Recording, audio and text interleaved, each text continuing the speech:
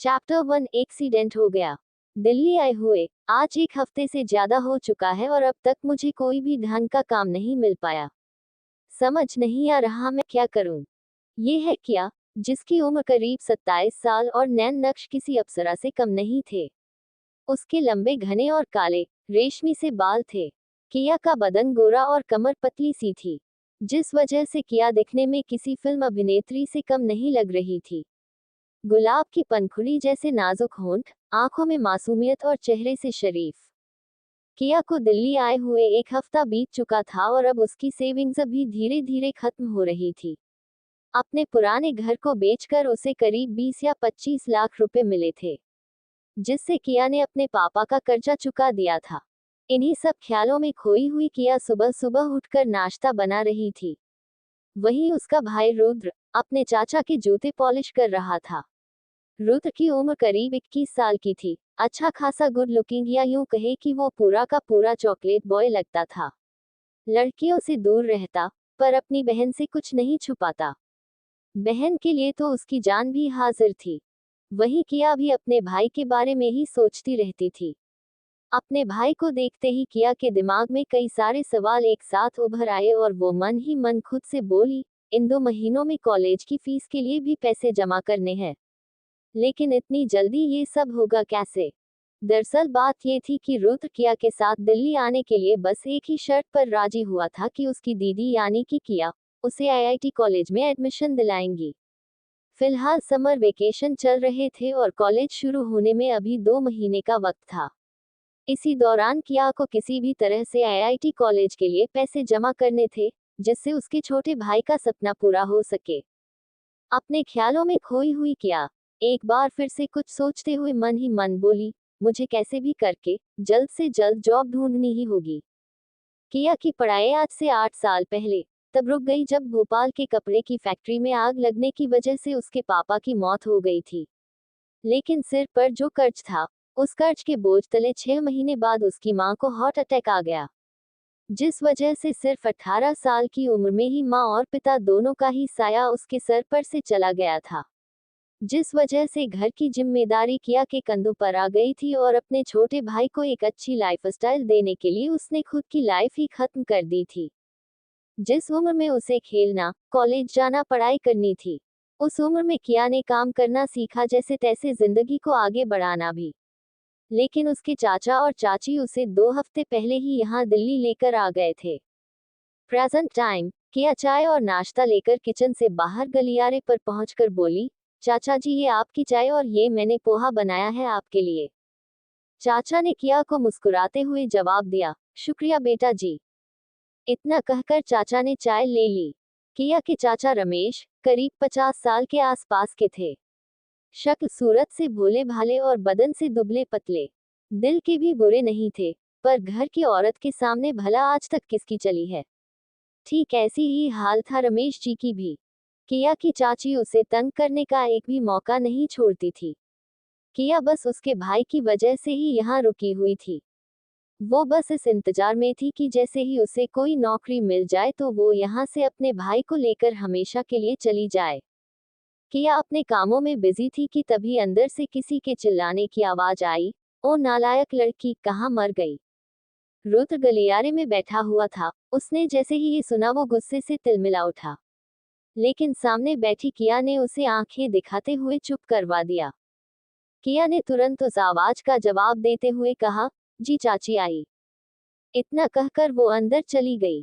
तभी चाची जी भड़कते हुए किया को देखकर बोली, अगर पता होता कि बस मुफ्त की रोटियां तोड़ने के लिए तू यहाँ आई है तो मैं दया दिखाकर भोपाल से तुझे दिल्ली कभी नहीं लाती। किया की चाची से ना केवल किया बल्कि चाचा के साथ साथ दोनों बच्चे भी परेशान थे। लेकिन रमेश के दोनों बच्चों में से उसकी बड़ी बेटी किया से नफरत करती थी, क्योंकि उसके कॉलेज का दोस्त जिसे वो प्यार करती है वो किया को देखकर उसे अपना दिल दे बैठा था, जो किया की बहन यानी किया की चाची की बेटी को बिल्कुल भी मंजूर नहीं था। किया की चाची नेहा की उम्र 45 साल थी।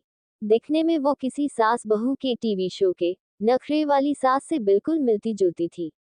वो किसी चालक लोमड़ी से कम नहीं थी। वो तो ऐसी थी कि खुद का फायदा देखने के लिए अपने परिवार तक को कुर्बान करने में 2 पल की भी देर न लगाए। ऐसी औरत, जिससे जल्लाद भी दूर रहना पसंद करें। चाची की खरी खोटी बातें सुन किया ने कहा, माफ कीजिएगा चाची, रात को थोड़ा बुखार था इसलिए। इतना कहकर किया ने नीचे बैठते हुए सारे बर्तन धोना शुरू कर दिया। किया की बात सुनकर चाची ने गुस्से में तिलमिलाते हुए कहा, अरे बुखार तो बस तेरा बहाना है। पता नहीं तेरी माँ ने तुझे क्या सिखाया था जो आज मेरे सर का भार बनकर इस घर में आ गई है। किया ये सब बातें सुनते हुए चुपचाप बर्तन धो रही थी। उसकी आंखों से धीरे धीरे आंसू निकल रहे थे, जिसे किया ने अपनी बाहों के जरिए पोंछ लिया। पर रुद्र चुपके से बाथरूम की तरफ खड़ा होकर सब कुछ सुन रहा था। रुद्र से अपनी बहन की ऐसी हालत देखी नहीं जा रही थी। वो मन ही मन खुद से बोला, मुझे पता नहीं था कि यहाँ आकर मुझे अपनी बहन को इस हालत में देखना होगा।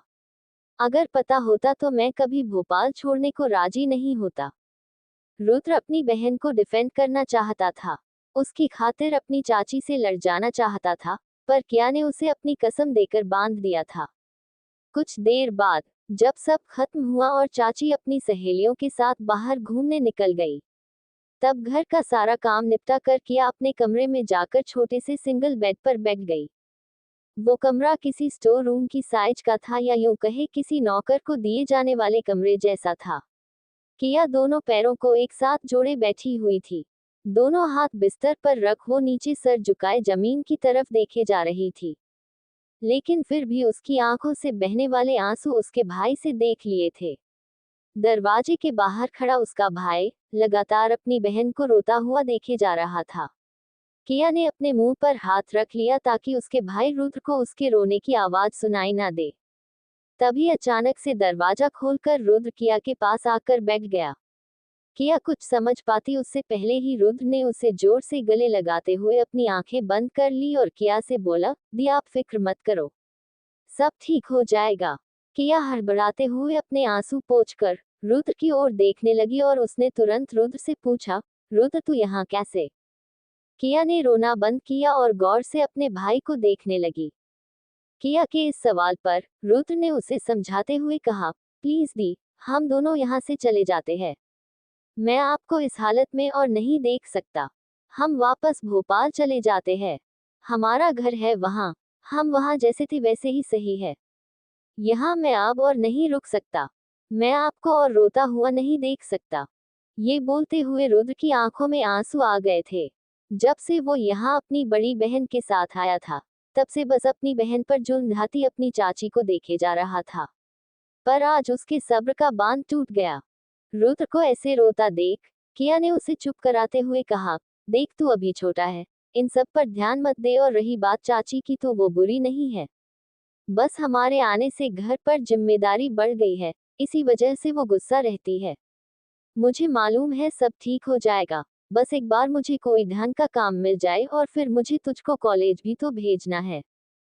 ये कहते हुए किया मुस्कुरा दी।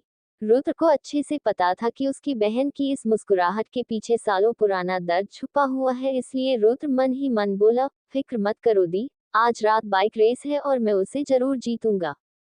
फिर उस रेस के जीते हुए पैसों से हम कहीं और घर किराए पर लेकर इन मुसीबतों से दूर चले जाएंगे। मन ही मन ये बोलते हुए रुद्र ने अपनी मुट्ठी भींच ली। वो अच्छे से जानता था कि बाइक रेस की बात अगर रुद्र ने अपनी दीदी को बताई तो वो गुस्सा करेगी और उसे हिस्सा नहीं लेने देगी। आखिर कौन सी बहन अपने छोटे भाई को इस तरह की रेस में हिस्सा लेने देगी? वैसे भी ये कोई खेल नहीं था। आए दिन बाइक की तेज रफ्तार की वजह से हादसे होते रहते थे। रात के 10 बजे रुद्र ने काफी ज्यादा एक्साइटेड होकर अपनी सेविंग्स के 50,000 रुपए इस बाइक रेस में डाले थे। अगर वो जीत जाए तो उसे 5 लाख रुपए मिल सकते थे, जो कि उसके लिए काफी ज्यादा थे, खास करके उसकी बहन के लिए। उन जीते हुए पैसों के साथ वो अपनी बहन को लेकर इस घर से निकल सकता था। रुद्र गलियारे तक आकर किया से बोला, दी मैं अपने दोस्तों के साथ बाहर जा रहा हूँ, देरी से आऊंगा। ये बोलते ही रुद्र घर से बाहर निकल गया। किया को उससे कुछ भी बोलने का मौका नहीं मिला। वो बस बाहर आकर रुद्र को जाता हुआ देख रही थी। किया को इस तरह अपने भाई की फिक्र करता देख किया कि चाचा जी ने उसे समझाते हुए कहा, अरे फिक्र मत करो बेटा, बच्चा ही घर पर रह रहकर वो भी बोर हो जाता होगा, इसलिए दोस्तों के साथ घूमने गया होगा, जल्द ही आ जाएगा। अपने चाचा की बात सुनकर किया ने हल्दी वाले दूध का गिलास अपने चाचा को दिया और बोली, जानती हूँ चाचा जी, पर फिक्र तो रहती ही है। अब बस यही तो है जिसके लिए मैं जी रही हूँ। चाचा ने दूध का गिलास हाथ में पकड़ा और किया से कहा, जीती रहो बेटा। किया हल्के से मुस्कुराए और अंदर चली गई। बाहर रुद्र एक लड़के से मिला जो कुछ ही दिन पहले रुद्र का दोस्त बना था।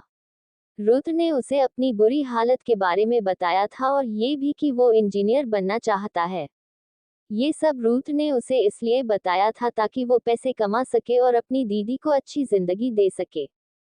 माँ बाप के जाने के बाद किया ने ही अपने भाई को संभाला था और अपने छोटे भाई के खातिर उसने कभी शादी के बारे में नहीं सोचा। वो बस अपने छोटे भाई के लिए ही जीना चाहती थी और यही बात थी जो रुद्र को काफी ज्यादा दर्द देती थी, क्योंकि कहीं ना कहीं उसे भी यही लगता था कि उसकी वजह से उसकी बहन लाइफ में कभी आगे नहीं बढ़ पाई। रुद्र अब किसी भी तरह से पैसे कमाकर अपनी दी की मदद करना चाहता था और इसलिए रुद्र का दोस्त धवल उसकी मदद करने के लिए राजी भी हो गया था। दोनों किसी तरह से दिल्ली नेशनल हाईवे के रास्ते पर पहुंच चुके थे। रुद्र के दोस्त ने जुगाड़ लगाकर किसी तरह रुद्र के लिए स्पोर्ट्स बाइक का इंतजाम किया और बाइक की चाबी रुद्र के हाथ में देते हुए रुद्र से पूछा, तू तैयार है ना? धवन की बात सुनकर रुद्र उससे बोला, I am born ready bro, और ये कहते हुए उसने चाबी धवल के हाथ से ले ली। सभी रेसर ट्रक पर बाइक लेकर आ चुके थे। तभी एक लड़की सामने आकर खड़ी हुई। सबके चेहरे पर टेंशन साफ देखी जा सकती थी। रुद्र के माथे पर भी हल्का सा पसीना आने लगा था। उसने देखा कि सभी बाइकर्स ने हेलमेट पहन लिया है और ये देखकर रुद्र ने भी अपना हेलमेट पहन लिया। तभी उस लड़की ने अपनी जेब से रुमाल निकाला और हवा में रुमाल पकड़कर हाथ ऊपर किया। इसी के साथ सभी बाइकर्स के इंजन स्टार्ट हो गए। रुद्र ने भी अपना हाथ एक्सेलरेटर पर रख दिया और दूसरा हाथ क्लच वायर पर। एक्सेलरेटर बढ़ाने से सभी बाइक की आवाज उस रोड पर गूंजने लगी थी।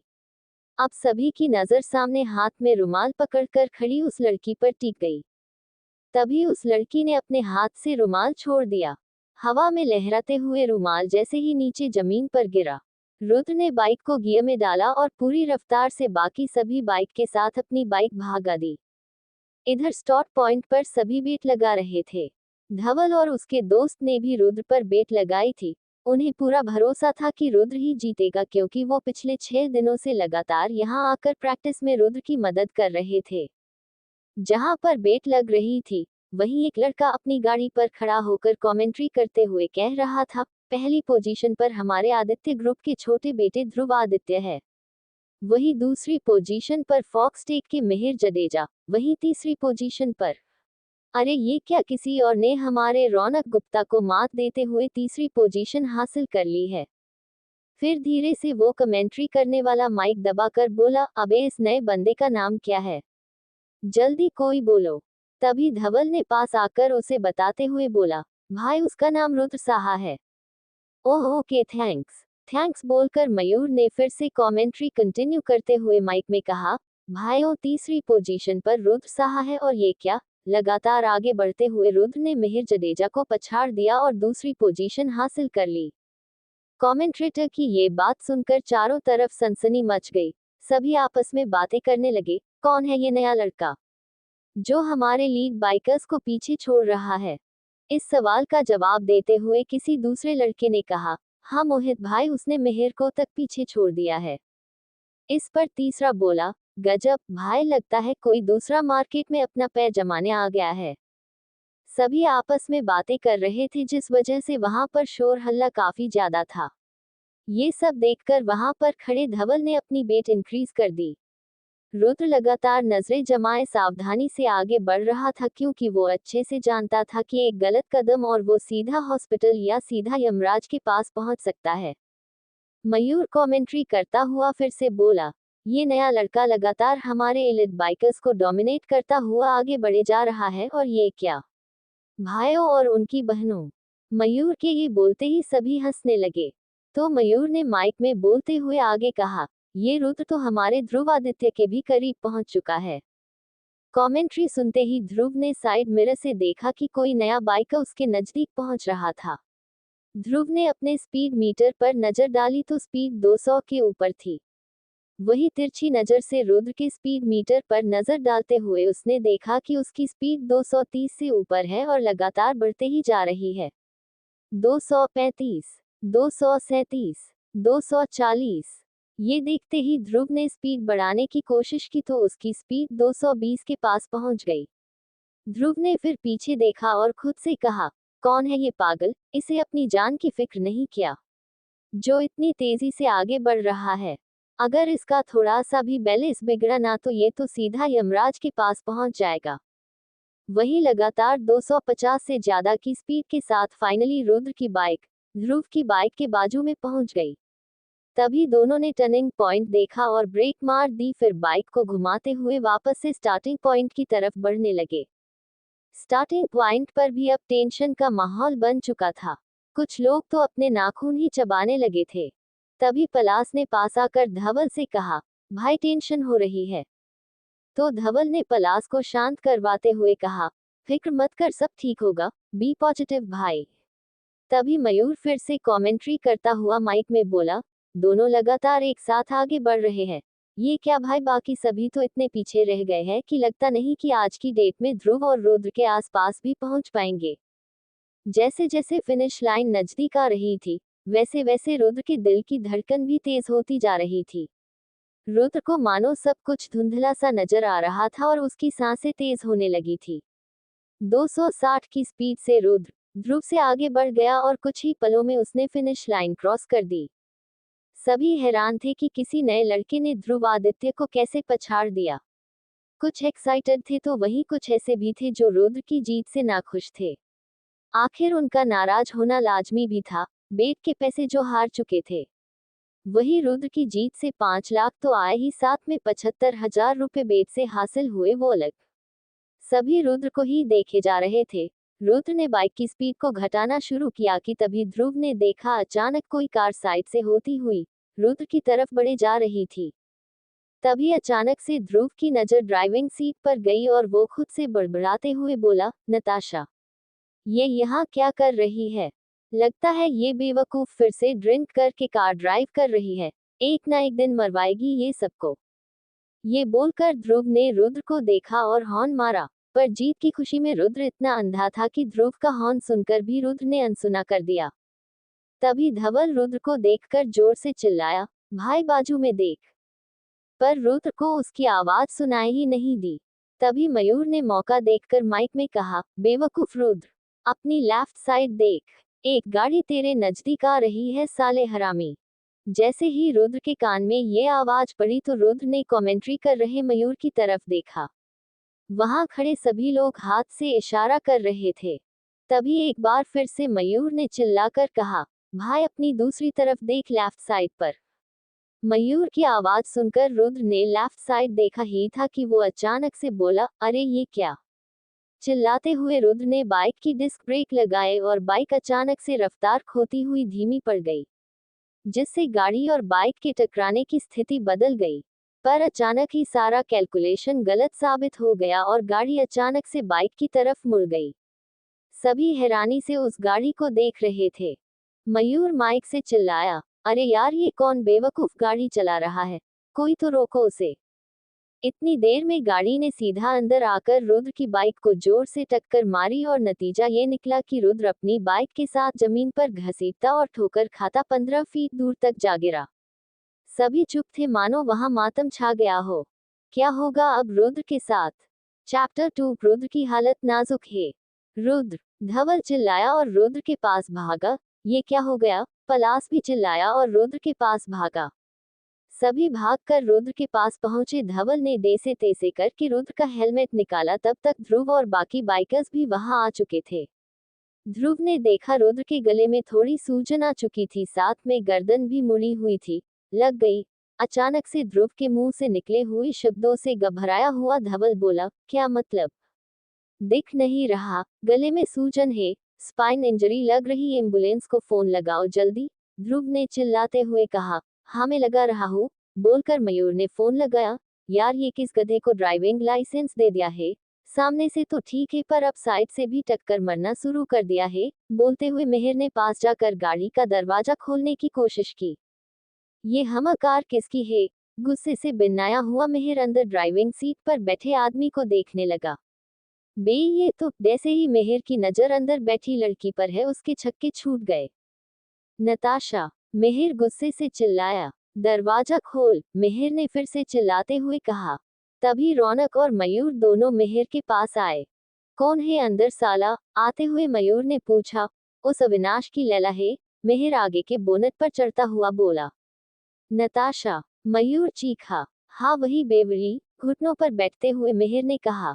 क्या यार इस लड़की का कुछ करो यार, पूरा दिन टूर रहती है, ब्रेकअप अविनाश से हुआ है और सजा हम सबको दे रही, रौनक माथे पर हाथ रखते हुए बोला। इसका भाई हमेशा इसे छुड़ा लेता है, रौनक ने पीछे खड़े ध्रुव को देखते हुए कहा। हाँ सही कहा तूने, मेहर अंदर झांकता हुआ बोला। कुछ कर इसका वरना किसी दिन पंगा हो जाएगा, मयूर ने कहा। अरे मैं खुद थक गया हूँ इस लड़की से, ऋषभ सिंघानिया की बहन है इसीलिए कुछ नहीं कर पाते, साला पुलिस में कंप्लेन होती है तब भी छूट जाती है, पिछले 3 महीनों से यही सब चल रहा है, ध्रुव नीचे सड़क पर बैठते हुए बोला। यार प्लीज कुछ करो जल्दी, धवल रुद्र को देखते हुए बोला। ओए फोन किया कि नहीं? ध्रुव नीचे बैठा चिल्लाता हुआ बोला। हाँ क्या है वेट कर, मयूर ने कहा।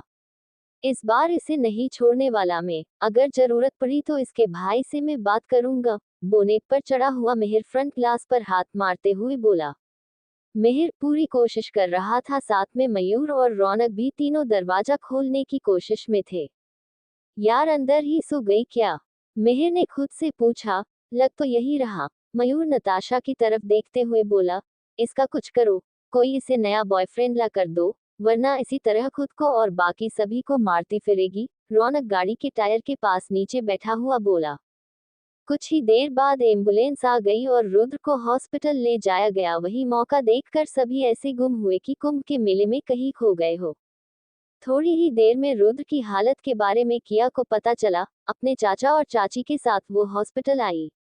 भागते हुए वो आईसीयू तक पहुंची। किया को कुछ समझ नहीं आ रहा था, आईसीयू के बाहर धवल और पलाश खड़े थे। किया को देखकर दोनों की सिट्टी पिट्टी गुल हो गई थी। किया अभी भी हाफे जा रही थी। क्या हुआ रुद्र को बोलो, किया ने भारी आवाज में धवल से पूछा। धवल बस वहां चुप होकर पत्थर की मूर्ति बना खड़ा था। बोलो, किया पास आती हुई बोली। चाचा को समझ आ गया था कि कुछ तो बुरा हुआ था जो धवल बोल नहीं रहा था।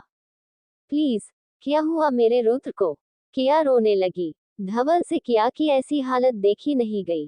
किया बस रोए जा रही थी, तभी उसे चाचा रमेश पास आए। बेटा जी संभालो खुद को, अभी ये वक्त रोने का नहीं है, रुद्र को हमारी जरूरत है, रमेश चाचा ने किया को बेंच पर बिठाते हुए कहा। किया को देखकर तो चाची को भी दया आने लगी थी। तभी चाचा ने कहा, मैं डॉक्टर से बात करता हूँ, ऐसे यहाँ बैठे नहीं रह सकते, बोलकर चाचा पीछे मुड़े। तभी आईसीयू के दरवाजे से डॉक्टर बाहर आए। जी आप में से रुद्र का करीबी रिश्तेदार कौन है? डॉक्टर ने पूछा। तभी किया अपने आंसू पोंछती हुई खड़ी हो गई। जी मैं उसकी बड़ी बहन हूँ, और मैं उसका चाचा हूँ, रमेश ने कहा। नमस्ते, मेरा नाम डॉक्टर सुनील रस्तोगी है, मैं रुद्र का अटेंडिंग डॉक्टर हूँ और न्यूरो सर्जन भी हूँ, सुनील ने सभी को बताया। फिर आगे रुद्र की हालत के बारे में बताते हुए सुनील ने कहा, देखिए बाइक रेस में स्पाइन इंजरी की वजह से डैमेज कुछ ज्यादा ही हुआ है। Bike race? किया के साथ साथ उसके चाचा और चाची दोनों हैरान थे। फिर डॉक्टर ने आगे कहा, ऑपरेशन करना पड़ेगा, पर अगर एक्सपर्ट के साथ अगर हम आगे बढ़े तो अच्छा होगा। मतलब डॉक्टर? रमेश ने पूछा। देखिए ये प्राइवेट हॉस्पिटल है, महंगा भी उतना ही है, यहाँ की ट्रीटमेंट काफी ज्यादा महंगी होगी, और जिस एक्सपर्ट की मैं बात कर रहा हूँ वो डॉक्टर स्मिथ ऑस्ट्रेलिया से यहाँ आए हुए हैं। डॉक्टर सुनील ने अपनी बात जारी रखी। सभी ध्यान से सुनील की बात सुने जा रहे थे। फिर आगे बताते हुए सुनील ने सबको समझाया, देखिए वो न्यूरो सर्जन है और ह्यूमन ब्रेन यानी इंसानी दिमाग के एक्सपर्ट है, उनका सक्सेस रेट काफी ज्यादा है। हमारे स्पेशल केस में एक पेशेंट के लिए उन्हें हमने यहाँ बुलाया है और आने जाने का खर्चा भी एक्स्ट्रा होता है जो उनके चार्ट से अलग से देना पड़ता है। और आपका अगर खर्चा उठाने का इरादा हो, अगर अफोर्ड कर सकते हैं तो मैं आपके केस के लिए उनसे बात कर सकता हूँ, और अगर नहीं तो हमारी न्यूरो टीम तो है ही हॉस्पिटल की खुद की, मगर उनके जुड़ने से सक्सेस रेट काफी ज्यादा बढ़ जाएगा। सुनील ने सारी बातें समझाते हुए कहा। खर्चा कितना होगा सर? रमेश ने पूछा। अभी आपने कोई डिपॉजिट जमा की है क्या? उद्धरण चिन्ह। जी नहीं, हम अभी आए हैं, रमेश ने कहा। तभी धवल हिचकिचाते हुए बोल, हाँ सर। धवल के मुंह से हाँ सुनकर तीनों धवल को देखने लगे। कितनी जमा को है आपने? सुनील ने पूछा। जी 5,75,000, पलाश डरते हुए बोला। किया, रमेश और नेहा तीनों पलाश और धवल को हैरानी से देखने लगे। तभी सुनील ने सभी का ध्यान अपनी तरफ खींचते हुए बोला, देखिए करीब अगर कम से कम हिसाब लगाए तो सर्जरी पोस्ट ऑप केयर सबका होकर 50 या 60 लाख के आसपास जा सकता है, वो भी मल्टीपल सर्जरी करने के बाद। मेरा मतलब 3 या 4 बार सर्जरी करनी पड़ेगी, और अगर डॉक्टर स्मिथ को बाहर निकाल दे तब भी 20 या 25 लाख तो लगेंगे ही। डॉक्टर सुनील की बात सुनकर तो सभी के पैरों से जमीन ही खिसक गई थी। देखिए जो भी हो आप कल तक मुझे बता दीजिएगा, क्योंकि पेशेंट को वेंटिलेटर पर रखा है। ज्यादा टाइम लेने की वजह से रिस्क भी बढ़ेगा और सक्सेस रेट भी कम होता जाएगा, और अगर आप ट्रीटमेंट अफोर्ड नहीं कर सकते तो मैं सरकारी अस्पताल में बात करके वहां के लिए ट्रांसफर करवा सकता हूँ, सुनील ने कहा। किया चुप थी। इतने सारे पैसे सुनकर उसका दिमाग ही बंद हो गया था। पैसे आ भी जाते, पर एक घर था जिसे बेचकर अपने पापा का कर्जा चुकाया था। अब ना तो कोई सेविंग थी, ना ही पैसे का कोई और जरिया। क्या करे तो क्या करे, कुछ उसे समझ नहीं आ रहा था। वो अपना सर पकड़कर बेंच पर बैठ गई। उसके हाथ पैर बुरी तरह से कांप रहे थे। सुबह हो चुकी थी। किया मुंह धोकर वापस आईसीयू के सामने आकर बैठ गई थी। उसे कुछ सूझ नहीं रहा था, मानो किसी ने उसे बिजली का बड़ा सा झटका दे दिया हो। तभी उसके चाचा उसके पास आए और किया के कंधों पर हाथ रखा। किया ने सर उठाकर अपने चाचा की तरफ देखा। किया की आंखें सूजी हुई थी। रात भर ना सोने की वजह से आंखों के नीचे डार्क सर्कल बन गए थे। अचानक ही किया फूट फूट कर रोने लगी। उससे यूं रोता हुआ देख चाचा का दिल भी बैठ गया था। थोड़ी देर तक किया बस रोती रही, फिर जैसे ही उसका रोना कम हुआ चाचा ने कहा, देखो बेटा जी, यूं रोने से कुछ नहीं होगा, आप फिक्र मत करो, मैंने पैसों का इंतजाम कर दिया है। चाचा के बोलते ही किया की आंखें बड़ी हो गई, मानो उसे कोई उम्मीद नजर आ गई हो। पर कैसे चाचा जी? किया ने कंफ्यूज होते हुए पूछा। उसकी फिक्र तुम्हें करने की जरूरत नहीं बेटा, वो सब मैं देख लूंगा, बोलकर चाचा वहां से उठकर जाने लगे। तभी रुककर किया से फिर से कहा, क्या रुद्र को कुछ नहीं होगा, तुम बस उसका ख्याल रखना, ऑपरेशन के लिए मैंने पैसों का इंतजाम कर दिया है। तभी चाचा की बेटी और किया की चचेरी बहन वहां आ पहुंची, और धवल भी। हाँ बताओ पापा, आपने कैसे पैसों का इंतजाम किया है? आती हुई रिया ने पूछा। पीछे पीछे विधु भी आ पहुंचा, जो कि रिया का सगा भाई था। धवल चुपचाप खड़ा होके सारी बात सुने जा रहा था। किया भी उठकर हैरानी से अपने चाचा को देखने लगी। यहाँ हॉस्पिटल में तमाशा बनाने की कोई जरूरत नहीं है, रमेश ने कड़क आवाज में कहा। क्यों पापा? सच बताने में आपको तमाशा क्यों लग रहा? रिया गुस्से से आवाज ऊंची करते हुए बोली। फिर आगे रिया गुस्से से किया को देखती हुई बोली, इस लड़की की वजह से आप हम सभी को बेघर करने पर आ चुके हो, तो मैं क्यों ना तमाशा खड़ा करूं? रिया गुस्से से बोली। बेघर? किया हैरानी से बोल पड़ी। हाँ बेघर। तुम्हारे इस भाई को बचाने के लिए पापा घर बेचने पर उतर आए हैं, और वो भी किस लिए? गलती तुम्हारे भाई की है और भुगतना हम सभी को पड़ रहा है, रिया ने उंगली दिखाते हुए किया से कहा। ये तुम क्या बोल रही हो? किया दबी हुई आवाज में बोली, जो बोल रही हूँ सच ही बोल रही हूँ। इस धवल से अभी तक तूने कुछ नहीं पूछा? रिया ने दोनों हाथ बांधते हुए कहा। क्या कुछ? मुझे कुछ नहीं पता। और रिया, ये तुम कैसी बात कर रही हो? चाचा कभी ऐसा कुछ नहीं करेंगे जिससे तुम्हें विधु को या चाची को ऐसी कोई परेशानी हो, किया ने अपनी नम आवाज में कहा। विधु को अपनी बहन पर काफी ज्यादा गुस्सा आ रहा था। पूरा घर दो हिस्सों में बट चुका था। एक तरफ विधु और रमेश यानी किया का चाचा, और दूसरी तरफ किया की चाची नेहा और उसकी बहन रिया।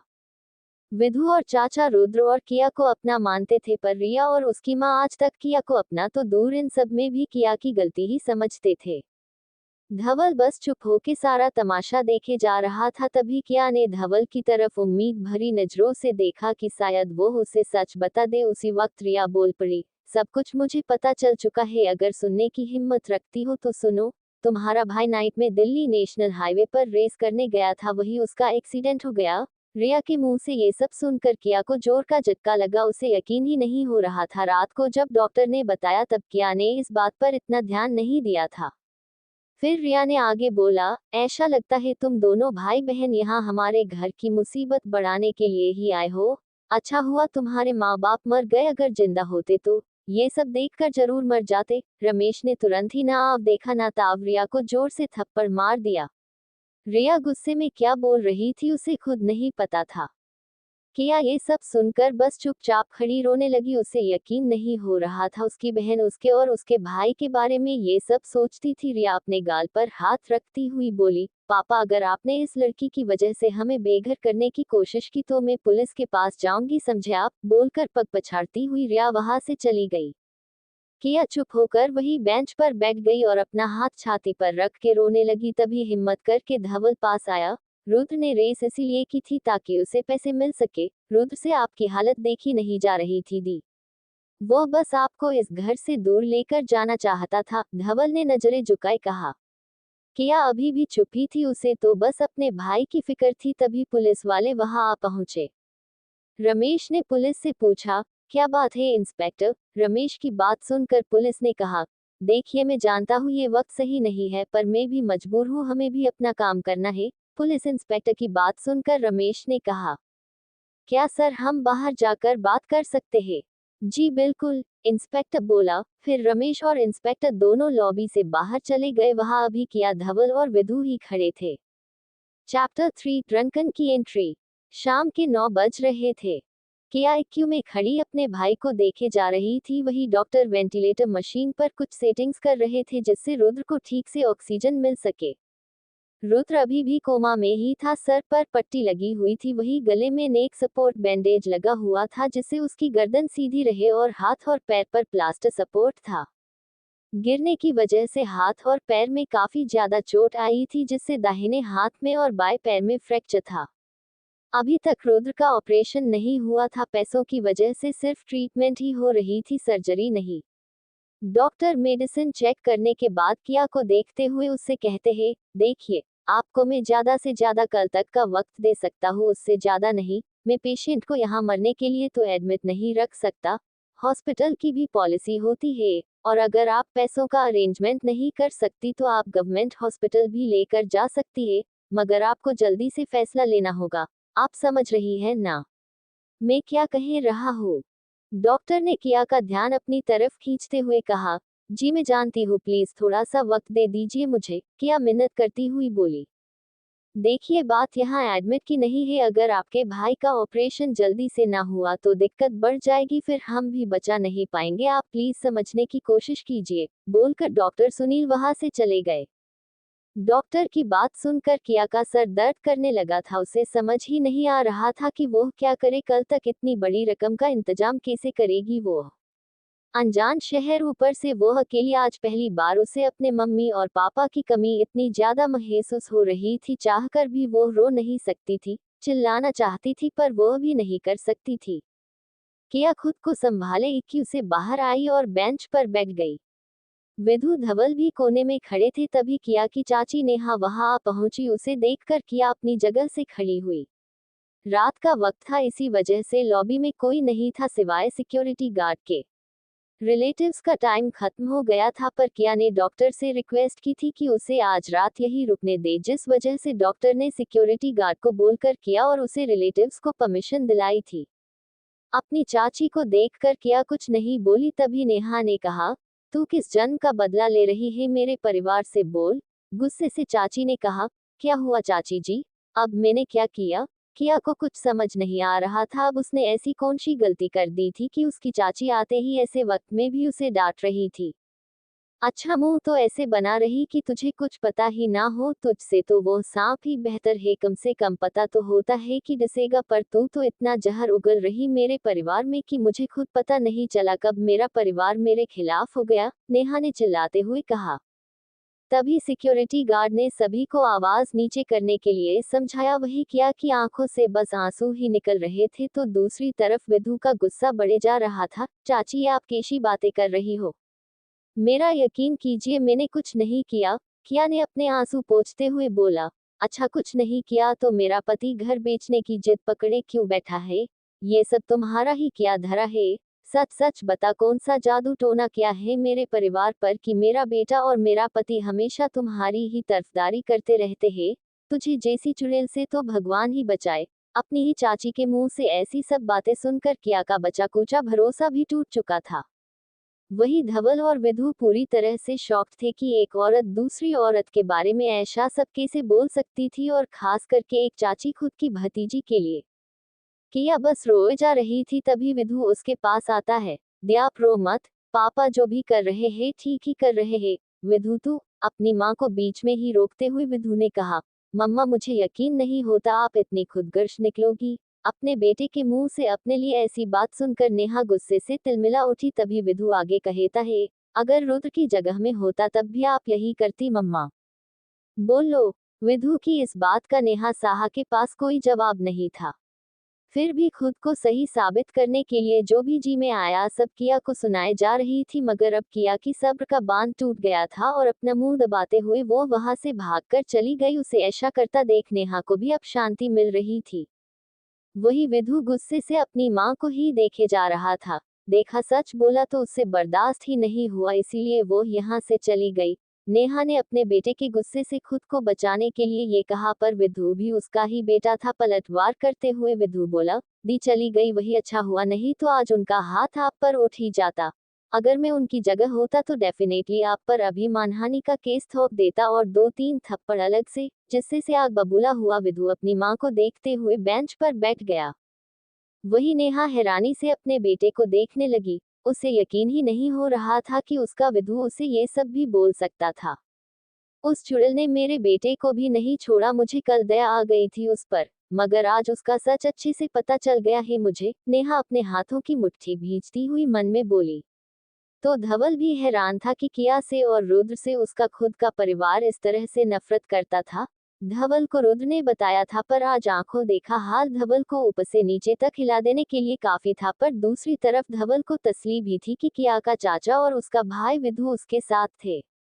किया भागती हुई हॉस्पिटल के बाहर आ गई थी। उसे ये सब बर्दाश्त ही नहीं हो रहा था कि उसकी चाची उसके और उसके भाई के लिए ये सब सोचती थी। वही दूसरी ओर घर पर रमेश और उसकी बहन के बीच वाक युद्ध शुरू हो चुका था। सीधे तरीके से कहे तो दोनों ही एक दूसरे के साथ लड़ रहे थे, बातों से एक दूसरे को चोट पहुंचने की कोशिश कर रहे थे, पर ज्यादातर ये हरकत सिर्फ रिया की तरफ से ही हो रही थी। जबकि रमेश अब तक चुका था इस बहेशबाजी से, वो रिया को समझने में लगे हुए थे, पर उन्हें कोई उम्मीद नजर नहीं आ रही थी। पापा मैं बोल रही हूँ उस किया के लिए, अगर आपने इस घर को बेचा है तो मैं आपको कभी माफ नहीं करूंगी। मैं पुलिस के पास जाऊंगी। रिया गुस्से से बोल पड़ी, पर उसकी आंखों में आंसू थे जिससे उसके पापा चाहकर भी नहीं लड़ पा रहे थे। तू क्यों नहीं समझ रही बेटा? वो तुम्हारी बहन है और रुद्र तुम्हारा भाई है। बचपन से साथ खेलते आए हो आप सब। तब तो इतनी कड़वाहट नहीं थी, फिर आज अचानक से तुम अपने ही भाई को मारने पर क्यों तुली हुई हो? रमेश साहा लगभग चिल्लाते हुए बोले। अपने पापा की बात का रिया के पास कोई जवाब नहीं था। तभी आगे बात करते हुए रमेश ने अपनी बेटी रिया से कहा, अगर भगवान ना करे और हमारी स्थिति किया की जैसी होती तब तुम क्या करती? तब भी अपने भाई के लिए तुम यही सब सोचती? बोलो। अपने पापा की बात सुनकर मानो रिया को एक झटका सा लगा हो, वो चुप होकर सोफे पर बैठ गई। मानो उसे रियलाइज हुआ था कि वो अपनी नफरत की वजह से रुद्र के साथ कितना गलत कर रही थी। वही हॉस्पिटल के बाहर किया रोती हुई आगे बढ़े जा रही थी। थोड़ी देर चलने के बाद किया एक बार के बाहर रुकी। बार लीगल था, जिस वजह से वहां पूरा ध्यान रखा जाता था कि किसी भी तरह की कोई भी बुरी हरकत ना हो, खासकर लड़कियों के साथ, जिसके लिए बाहर और अंदर बॉडीगार्ड भी मौजूद थे। किया आज पहली बार हिम्मत करके बार में गई। उसने सुना था स्ट्रेस दूर करने के लिए लोग अक्सर शराब पिया करते हैं, और यही सोचकर जिया बारटेंडर के पास गई। किया को देखकर बारटेंडर को साफ साफ पता चल रहा था कि वो पहली बार किसी बार में गई थी। जी कहिए मैडम, कौन सी ड्रिंक लेना पसंद करेगी आप? बारटेंडर ने मुस्कुराते हुए पूछा। जी कोई भी, किया डरी सहमी सी बोली। बारटेंडर ने देखा वो काफी ज्यादा घबराई हुई थी। उसके हाथ बार टेबल पर रखे हुए थे और मुट्ठी भींची हुई वो लड़की इधर उधर देखे जा रही थी। उस बारटेंडर ने कहा, स्ट्रेस दूर करना है आपको? बारटेंडर की बात सुनकर किया ने हाँ के जवाब में अपना सर हिलाया। तभी बारटेंडर ने एक वोडका की बोतल खोली और एक पैक बनाकर ग्लास को टिश्यू पेपर के ऊपर रखकर किया के आगे सरकाया। किया ने कांपते हाथों से ग्लास उठाया और सांस लेकर आंखें बंद करके पूरा ग्लास होठों से लगाए गले से नीचे उड़ेल दिया। बारटेंडर उसे ही देखे जा रहा था। किया खांसने लगी, उसे गले में जलन महसूस होने लगी थी। बस कुछ वक्त के लिए वो सब कुछ भूल जाना चाहती थी, उसे बस एक पल के लिए शांति चाहिए थी। लगता है पहली बार शराब को हाथ लगाया है तुमने, बारटेंडर ने कहा। जवाब में किया ने हाँ में अपना सर झुकाया।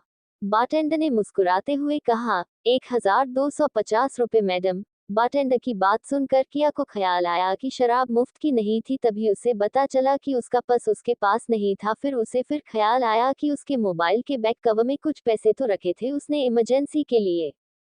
किया ने तुरंत मोबाइल का बैक कवर ओपन किया और पैसे निकाल कर गिनने लगी।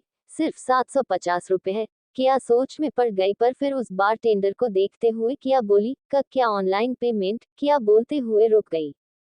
किया को अच्छे से पता था कि वो बार उसकी हैसियत से कहीं ज्यादा था। ऊपर से ऑनलाइन पेमेंट की बात करके उसने सामने खड़े उस शख्स को ये जरूर बता दिया था कि वो एक पैक तक अफोर्ड नहीं कर सकती थी।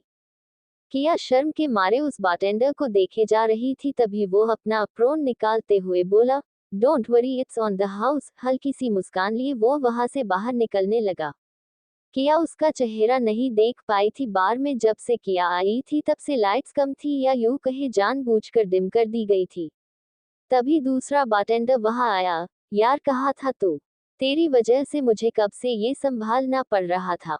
वो बाहर निकल रहा बारटेंडर दूसरे बारटेंडर को देखते हुए बोला। किया ध्यान से दोनों की बातें सुन रही थी। सॉरी यार ड्रंकन, माफ कर दे तेरे भाई को। क्या करता, मस्त लड़की थी, अपना सेटिंग बिठाने गया था, वो बारटेंडर बोला। हुस्न को शर्मसार करना ही इश्क का इंतकाम होता है, ड्रंकन बोला। क्या बात है, फिर से एक शायरी? मैं उस लड़की को सुनाऊंगा। अच्छा ठीक है, वैसे भी मेरा टाइम हो गया है, बाहर निकलते हुए ड्रंकन बोला और किया के बाजू में आकर खड़ा हो गया। किया ना चाहते हुए भी उसे ही देखे जा रही थी। ला मेरा पैक बना जल्दी, अभी फोन आता ही होगा। वो बाहर आया। बारटेंडर यानी ड्रंकन बोला, क्या बे ड्रंकन, पहली बार देख रहा हूँ और सुन भी रहा हूँ कि घर वालों से बात करने के लिए तुझे शराब की जरूरत पड़ रही है। बार टेबल की दूसरी तरफ खड़ा वो बारटेंडर बोला, यार अभी तुझे बता है ना, पीछे पड़े हुए है मेरी शादी को लेकर। ड्रंकन बोला, हाँ जनता हूँ, पर उनको समझा, तू अभी 29 साल का ही तो है, ऊपर से इस देश का सबसे बड़ा उद्धरण चिन्ह। श चुप कर, ड्रंकन ने बीच में ही अभय को रोक दिया। किया को थोड़ा अजीब लगा उस अभय की बात से। किया को इतना तो पता चल ही गया था कि ड्रंकन कोई मामूली लड़का तो नहीं था। तभी अभय ने कहा, मेरे बोलने ना बोलने से क्या फर्क पड़ता है, तू तब तक बचा हुआ है जब तक बार में लो लाइट है, मेरा मतलब डिम लाइट है। जैसे ही बार की लाइट्स फुल हुई तू तो गया। अभय की बात सुनकर ड्रंकन उससे कहता है, फिक्र मत कर, मैं जब तक हूँ तब तक लाइट फुल नहीं होगी। बोलते हुए बड़ा सा लार्ज पैक ड्रंकन ने गले से नीचे उतरा और आगे जाकर नाचने लगा। किया सारा तमाशा देखे जा रही थी, बस चुप होकर वो उस लड़के को देख रही थी, पर सिवाय उसकी आवाज के किया को कुछ दिखाई नहीं दे रहा था। किया उसका चेहरा देखना तो चाहती थी, पर कोई फायदा नहीं हुआ। वो ड्रंकन अपनी धुन में 2-3 लड़कियों के साथ नाचे जा रहा था। बार में गाना बज रहा था, नाच नाच नाच नाच नाच मेरी रानी। सभी गाने पर अपने होश खोते हुए नाचे जा रहे थे। तभी एक लड़का किया के पास आया और उसका हाथ पकड़ते हुए बोला, come on babe let's dance. लड़का नशे में धुत था। ये देख किया हड़बड़ाई हुई अपना हाथ छुड़ाने लगी। तभी एक लड़का वहां पर आया और किया का हाथ उस नशे में धुत लड़के से छुड़वाते हुए बोला, बे अभिजीत, कितनी पी रखी है तूने? ये अर्पिता नहीं है, जाकर वहां पर देख, अगर तेरी वाली को पता चला तो यही तेरा नशा उतर जाएगा। वो लड़का अभिजीत को समझाते हुए बोला। उसकी बात सुनकर अभिजीत वहां से दूसरी ओर जहां अर्पिता थी वहां जाने लगा। शुक्रिया, किया ने उस लड़के को देखकर बोला और अपनी कलाई सहलाने लगी। तभी ड्रंकन वहां पर आया और 2 लार्ज पैग एक साथ पी गया। किया और वो लड़का ड्रंकन को ही देखे जा रहे थे। तभी हाथ से इशारा करके ड्रंकन वापस नाचने चला गया। फिर किया को देखकर वो लड़का बोला, मेरा नाम शौर्य जडेजा है, तुमसे मिलकर खुशी हुई। अपना हाथ किया की तरफ बढ़ाता हुआ शौर्य बोला। किया ने भी हाथ मिलाया। तभी मौका देखकर शौर्य ने किया को सॉफ्ट ड्रिंक ऑफर की। डोंट वरी ऑरेंज जूस है। किया का हिचकिचाता हुआ चेहरा देखकर शौर्य ने कहा। किया हिचकिचा रही थी। तभी शौर्य बोला, डोंट वरी जूस पी कर चले जाना, मैं रोकूंगा नहीं। तभी ड्रंकन वापस आया और एक और लार्ज पैक पीते हुए बोला, ओम पी ले, रिलैक्स हो जाएगी। अभी तूने बोला था ना स्ट्रेस कम करना है, ये अच्छी ड्रिंक है, डोंट वरी। किया को यहाँ रुकना नहीं था। ड्रंकन की बात सुनकर ना चाहते हुए भी उसने उस ड्रिंक को पीने का फैसला किया और पूरा ग्लास एक ही बार में पी गई। ड्रंकन और शौर्य हैरानी से किया को देखने लगे। चैप्टर 4 ड्रंकन और किया एक साथ। ड्रंकन और शौर्य हैरानी से किया को देखने लगे। क्या इसे पता नहीं था कि इसमें? शौर्य हैरानी से ड्रंकन को देखने लगा। मुझे क्या पता, इसके हालचाल से तो यही लग रहा कि इसे कुछ नहीं पता। लगता है नई आई है दिल्ली में, या फिर बार में पहली बार आई है। ड्रंकन किया को देखकर बोला, कुछ ही देर में इसकी हालत खस्ता हो जाएगी, पहली बार इसने ये ड्रिंक ली है। शौर्य बोल पड़ा, तो तुझे ध्यान रखना चाहिए था, खामोखा बेचारी को पिला दी। टेबल के अंदर खड़ा बारटेंडर अभी बोल पड़ा। किया तीनों की बात बस सुने जा रही थी। उसे ये अंदाजा हो गया था कि उसे वो ड्रिंक नहीं पीनी चाहिए थी। तभी किया को मानो अचानक से अपना सर भारी लगने लगा था। किया ने अपना सर पकड़ लिया। प्लीज बताओ, ये क्या मिलाया था तुमने मेरी ड्रिंक में? मुझे हल्का सा चक्कर आ रहा है। किया डरी हुई थी। तभी बात संभालते हुए ड्रंकन बोला, फिक्र मत कर, तुझे कुछ नहीं होगा। हम लोग कोई ऐसे वैसे लड़के नहीं जो किसी का फायदा उठा ले, बस हल्का सा नशा सा हो गया है तुम्हें, और कुछ नहीं। ऊपर से अभी तुमने वोडका भी तो पी थी ना, तो कॉकटेल जैसा हो गया होगा। Don't worry. ड्रंकन की बात सुनकर किया डर गई। वो बोली, प्लीज मुझे यहाँ से जाने दो। बोलकर किया वहां से जाने ही लगी थी कि उसके पैर लड़खड़ाने लगे। तभी ड्रंकन ने उसे पकड़ लिया। देखो, थोड़ी देर आराम कर लो फिर चले जाना। बोलते हुए ड्रंकन किया को लेकर बार के पीछे वाले हिस्से में पहुंच गया, जहां उसका प्राइवेट रूम था। ये तुम कहाँ लेकर आ गए मुझे? किया लगभग बेहोशी की हालत में पहुंच चुकी थी। ड्रंकन ने किया को बेड पर सुलाते हुए कहा, यहाँ आराम कर लो, डे से ही नशा उतर जाएगा, मैं खुद तुम्हें तुम्हारे घर छोड़ आऊंगा। बोलकर ड्रंकन दरवाजा बंद करके बार में वापस जा पहुंचा। एक और लाज। ड्रंकन ने कहा, हाँ, एक मिनट रुक और बता, तुम दोनों ने वो नशीली ड्रिंक क्यों पिलाई? ये गलत बात थी। अभि ने कहा। फिर दो और लाज पैक ड्रंकन के सामने सरका दिए। ड्रंकन बिना बोले उसे तुरंत गटक गया। देख, हमें नहीं पता था। ओके, अगर पता होता कि वो पहली बार ये सब कर रही तो हम उसे कभी नहीं पिलाते। मुझे लगा रेगुलर लड़की होगी, अब फर्स्ट टाइमर निकलेगी, ये थोड़ी पता था। और बोलकर ड्रंकन फ्लो पर जाकर नाचने लगा। फ्लो पे गाने की धुन में सभी झूम झूम कर नाच रहे थे। दिल्ली के लगभग सारे रईस लड़के और लड़कियां वहीं पर डेरा जमाए बैठे थे। ये सब आम हो चुका था। रोज रात को बस यही सब चलता रहता था। रात के 3 बज चुके थे। ड्रंकन थका हारा नशे में धुत लड़खड़ाते हुए किसी तरह अपने प्राइवेट रूम में पहुंचा और अंदर से दरवाजा बंद कर दिया और बिस्तर पर आकर किया के पास उससे लिप्ट सोने की कोशिश करने लगा। तभी किया मुड़कर नशे में उससे लिप्ट कर सोने लगी। कुछ देर तक यही चलता रहा। तभी ड्रंकन ने नशे की हालत में किया को किस करना शुरू किया। किया को भी ये सब अपना सा लगने लगा और उसने भी वही सब करना शुरू किया। थोड़ी ही देर में ड्रंकन और किया के कपड़े दोनों के जिस्म से उतर चुके थे और फिर ड्रंकन किया के साथ सेक्स करने लगा, जिस वजह से किया को दर्द का एहसास होने लगा। वो आधी होश में थी, बस इतना कि उसे ये पता चल रहा था कि कोई उसके साथ सेक्स कर रहा था, पर वो इतनी होश में नहीं थी कि अपने आप को बचा पाए। कुछ देर तक यही सब चलता रहा। किया ने हिम्मत करके खुद को छुड़ाने की कोशिश की, पर वो नाकाम रही। पीछे के कमरे की खिड़की से हल्की सी चांद की रोशनी किया के जिस्म को छू रही थी। ना तो किया ना ही ड्रंकन एक दूसरे का चेहरा देख पा रहे थे। हालांकि ड्रंकन को इस बात की बिल्कुल भी फिक्र नहीं थी। वो तो नशे में धुत होकर किया के साथ एंजॉय कर रहा था। जब दर्द हद से ज्यादा बढ़ने लगा तब किया की रोने की हल्की सी आवाज ड्रंकन के कानों में पड़ी। तभी अचानक से ड्रंकन रुक गया। वो इस वक्त किया के ऊपर ही था। उसने किया को नजदीक से देखने की कोशिश की। ड्रंकन का सारा नशा बस उतर ही गया था। उसने फिर सुना, प्लीज मेरा साथ ये मत करो, दर्द हो रहा है। ड्रंकन ने जैसे ही किया के मुंह से ये सुना, उसने किसी तरह से तकिए के पास रखा मोबाइल निकाला और टॉर्च ऑन करके नीचे की तरफ देखा। देखते ही वो हैरानी से सोच में पड़ गया। ये क्या कर दिया, इसे तो ब्लीडिंग हो रही। हाँ, पर थोड़ी सी है। ओह नो, इसका मतलब ये वजन है और मेरे साथ इसका फर्स्ट टाइम। शीट यार, ड्रंकन सोच में पड़ गया था। तभी ड्रंकन की नजर किया के चेहरे की तरफ गई। उसने मोबाइल की टॉर्च ऑफ कर दी और किया को पकड़े हुए अपनी तरफ खींचा।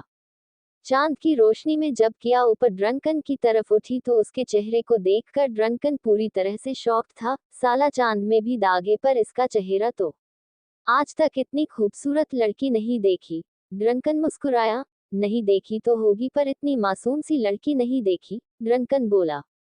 किया बस हल्की सी नजरों से ड्रंकन को देखे जा रही थी, वो अभी भी नशे में थी। सॉरी, ड्रंकन ने किया से कहा। किया मुस्कुराते हुए नशे में बोली, मैं भी सॉरी, वो मुझे दर्द हो रहा था ना तो। किया बीच में ही रुक गई। ड्रंकन ने एक नजर उसके जिस्म पर डाली। कयामत है तू। अगर मैं इस सल्तनत का सुल्तान हूँ तो बेशक तू तबाही है मेरी, ड्रंकन किया के जिस्म को देखकर बोला। तभी किया की छाती के बीच ड्रंकन की नजर गई। किया की छाती के बीच में एक काला तिल था जिसे देखकर ड्रंकन सोच में पड़ गया। क्या हुआ? किया नशे में बोली। अपनी सोच से बाहर आता ड्रंकन किया को देखने लगा। अभी भी किया के साथ ड्रंकन जुड़ा हुआ था। ड्रंकन ने कोई जवाब नहीं दिया। क्या मैं इतनी बुरी हूँ? नशे में किया बोली। नहीं, ड्रंकन ने कहा। तो फिर? किया ने पूछा। क्या मैं तुम्हारे साथ ये सब कर सकता हूँ? ड्रंकन को क्या सूझा कि उसने बेशर्मी से किया से सेक्स करने के लिए पूछ दिया। पर दर्द हुआ तो किया गर्दन टेढ़ी करते हुए बोली। जवाब में ड्रंकन ने किया को बिस्तर पर धीरे से लेटा दिया और उसके ऊपर आते हुए बोला, कुछ नहीं होगा आई प्रोमिस, बोलकर ड्रंकन किया को डीप किस करने लगा। किया ने अपने पैर ड्रंकन की कमर पर लपेट दिए और दोनों हाथों को ड्रंकन की गर्दन से लपेटकर ड्रंकन को किस करने लगी। ड्रंकन ने इस बार बहुत ही पैशनेट तरीके से संभाल कर किया के साथ सेक्स किया जिससे किया को दर्द का एहसास ना हो। सेक्स करने के बाद कब दोनों सो गए पता ही नहीं चला। उधर हॉस्पिटल में सुबह हो चुकी थी। विधु और धवल वहीं बैठे थे। तभी विधु के पापा वहां आ पहुंचे। किया कहाँ पर है? आते हुए रमेश ने अपने बेटे से पूछा। जी पापा, रात को मम्मी के साथ बात होने के बाद दी यहाँ नहीं आई, मुझे लगा घर पर होगी। विधु की बात सुनकर रमेश चौंका। क्या बोल रहे हो बेटा? किया रात से घर नहीं आई, मुझे लगा हॉस्पिटल होगी इसीलिए यहाँ भागता हुआ चला आया, रमेश ने बताया। नहीं पापा, दी यहाँ से चली गई थी। रात को मम्मी ने बहुत बुरी तरह से दी को डांटा था। मुझे बहुत गुस्सा आया था पर फिर मैंने कुछ नहीं कहा। सोच सागर बोलूंगा तो और ज्यादा बात आगे बढ़ेगी, विधु ने जवाब दिया। ये अच्छा किया तूने बेटा जो तेरी माँ से तूने बहस नहीं की, रमेश ने जवाब दिया। पर अंकल क्या दी अब कहाँ है? धवल बीच में बोलते हुए आगे आया। हाँ जल्दी तेरी बहन को फोन लगा, सर पूछ कहाँ है। कहीं तेरी माँ की वजह से वो नाराज होकर इधर उधर चली ना गई हो, अनजान शहर है उसके लिए, प्लीज बेटा जल्दी कर, रमेश ने विधु से कहा। हाँ पापा, बोलकर विधु ने किया को फोन लगाया। अचानक किया का फोन बजने लगा। कुछ देर तक यूं ही रूम में फोन की घंटी सुनाई दी, फिर वापस से घंटी सुनाई देना बंद हो गई। फिर से घंटी सुनाई दी। इस बार किया ने अपनी आंखें खोली और बिना देखे फोन उठाया। हेलो। हेलो दी, कहाँ हो? रात से वापस हॉस्पिटल नहीं आई आप? पापा फिक्र रह रहे आपकी। विधु की आवाज सुनकर किया बिस्तर पर उठकर बैठ गई। हाँ विधु मैं आती हूँ, बोलकर किया ने फोन काट दिया। विधु आगे कुछ बोल पता उससे पहले ही किया ने फोन काट दिया। पापा दिया रही, विधु ने अपने पापा को देखते हुए कहा।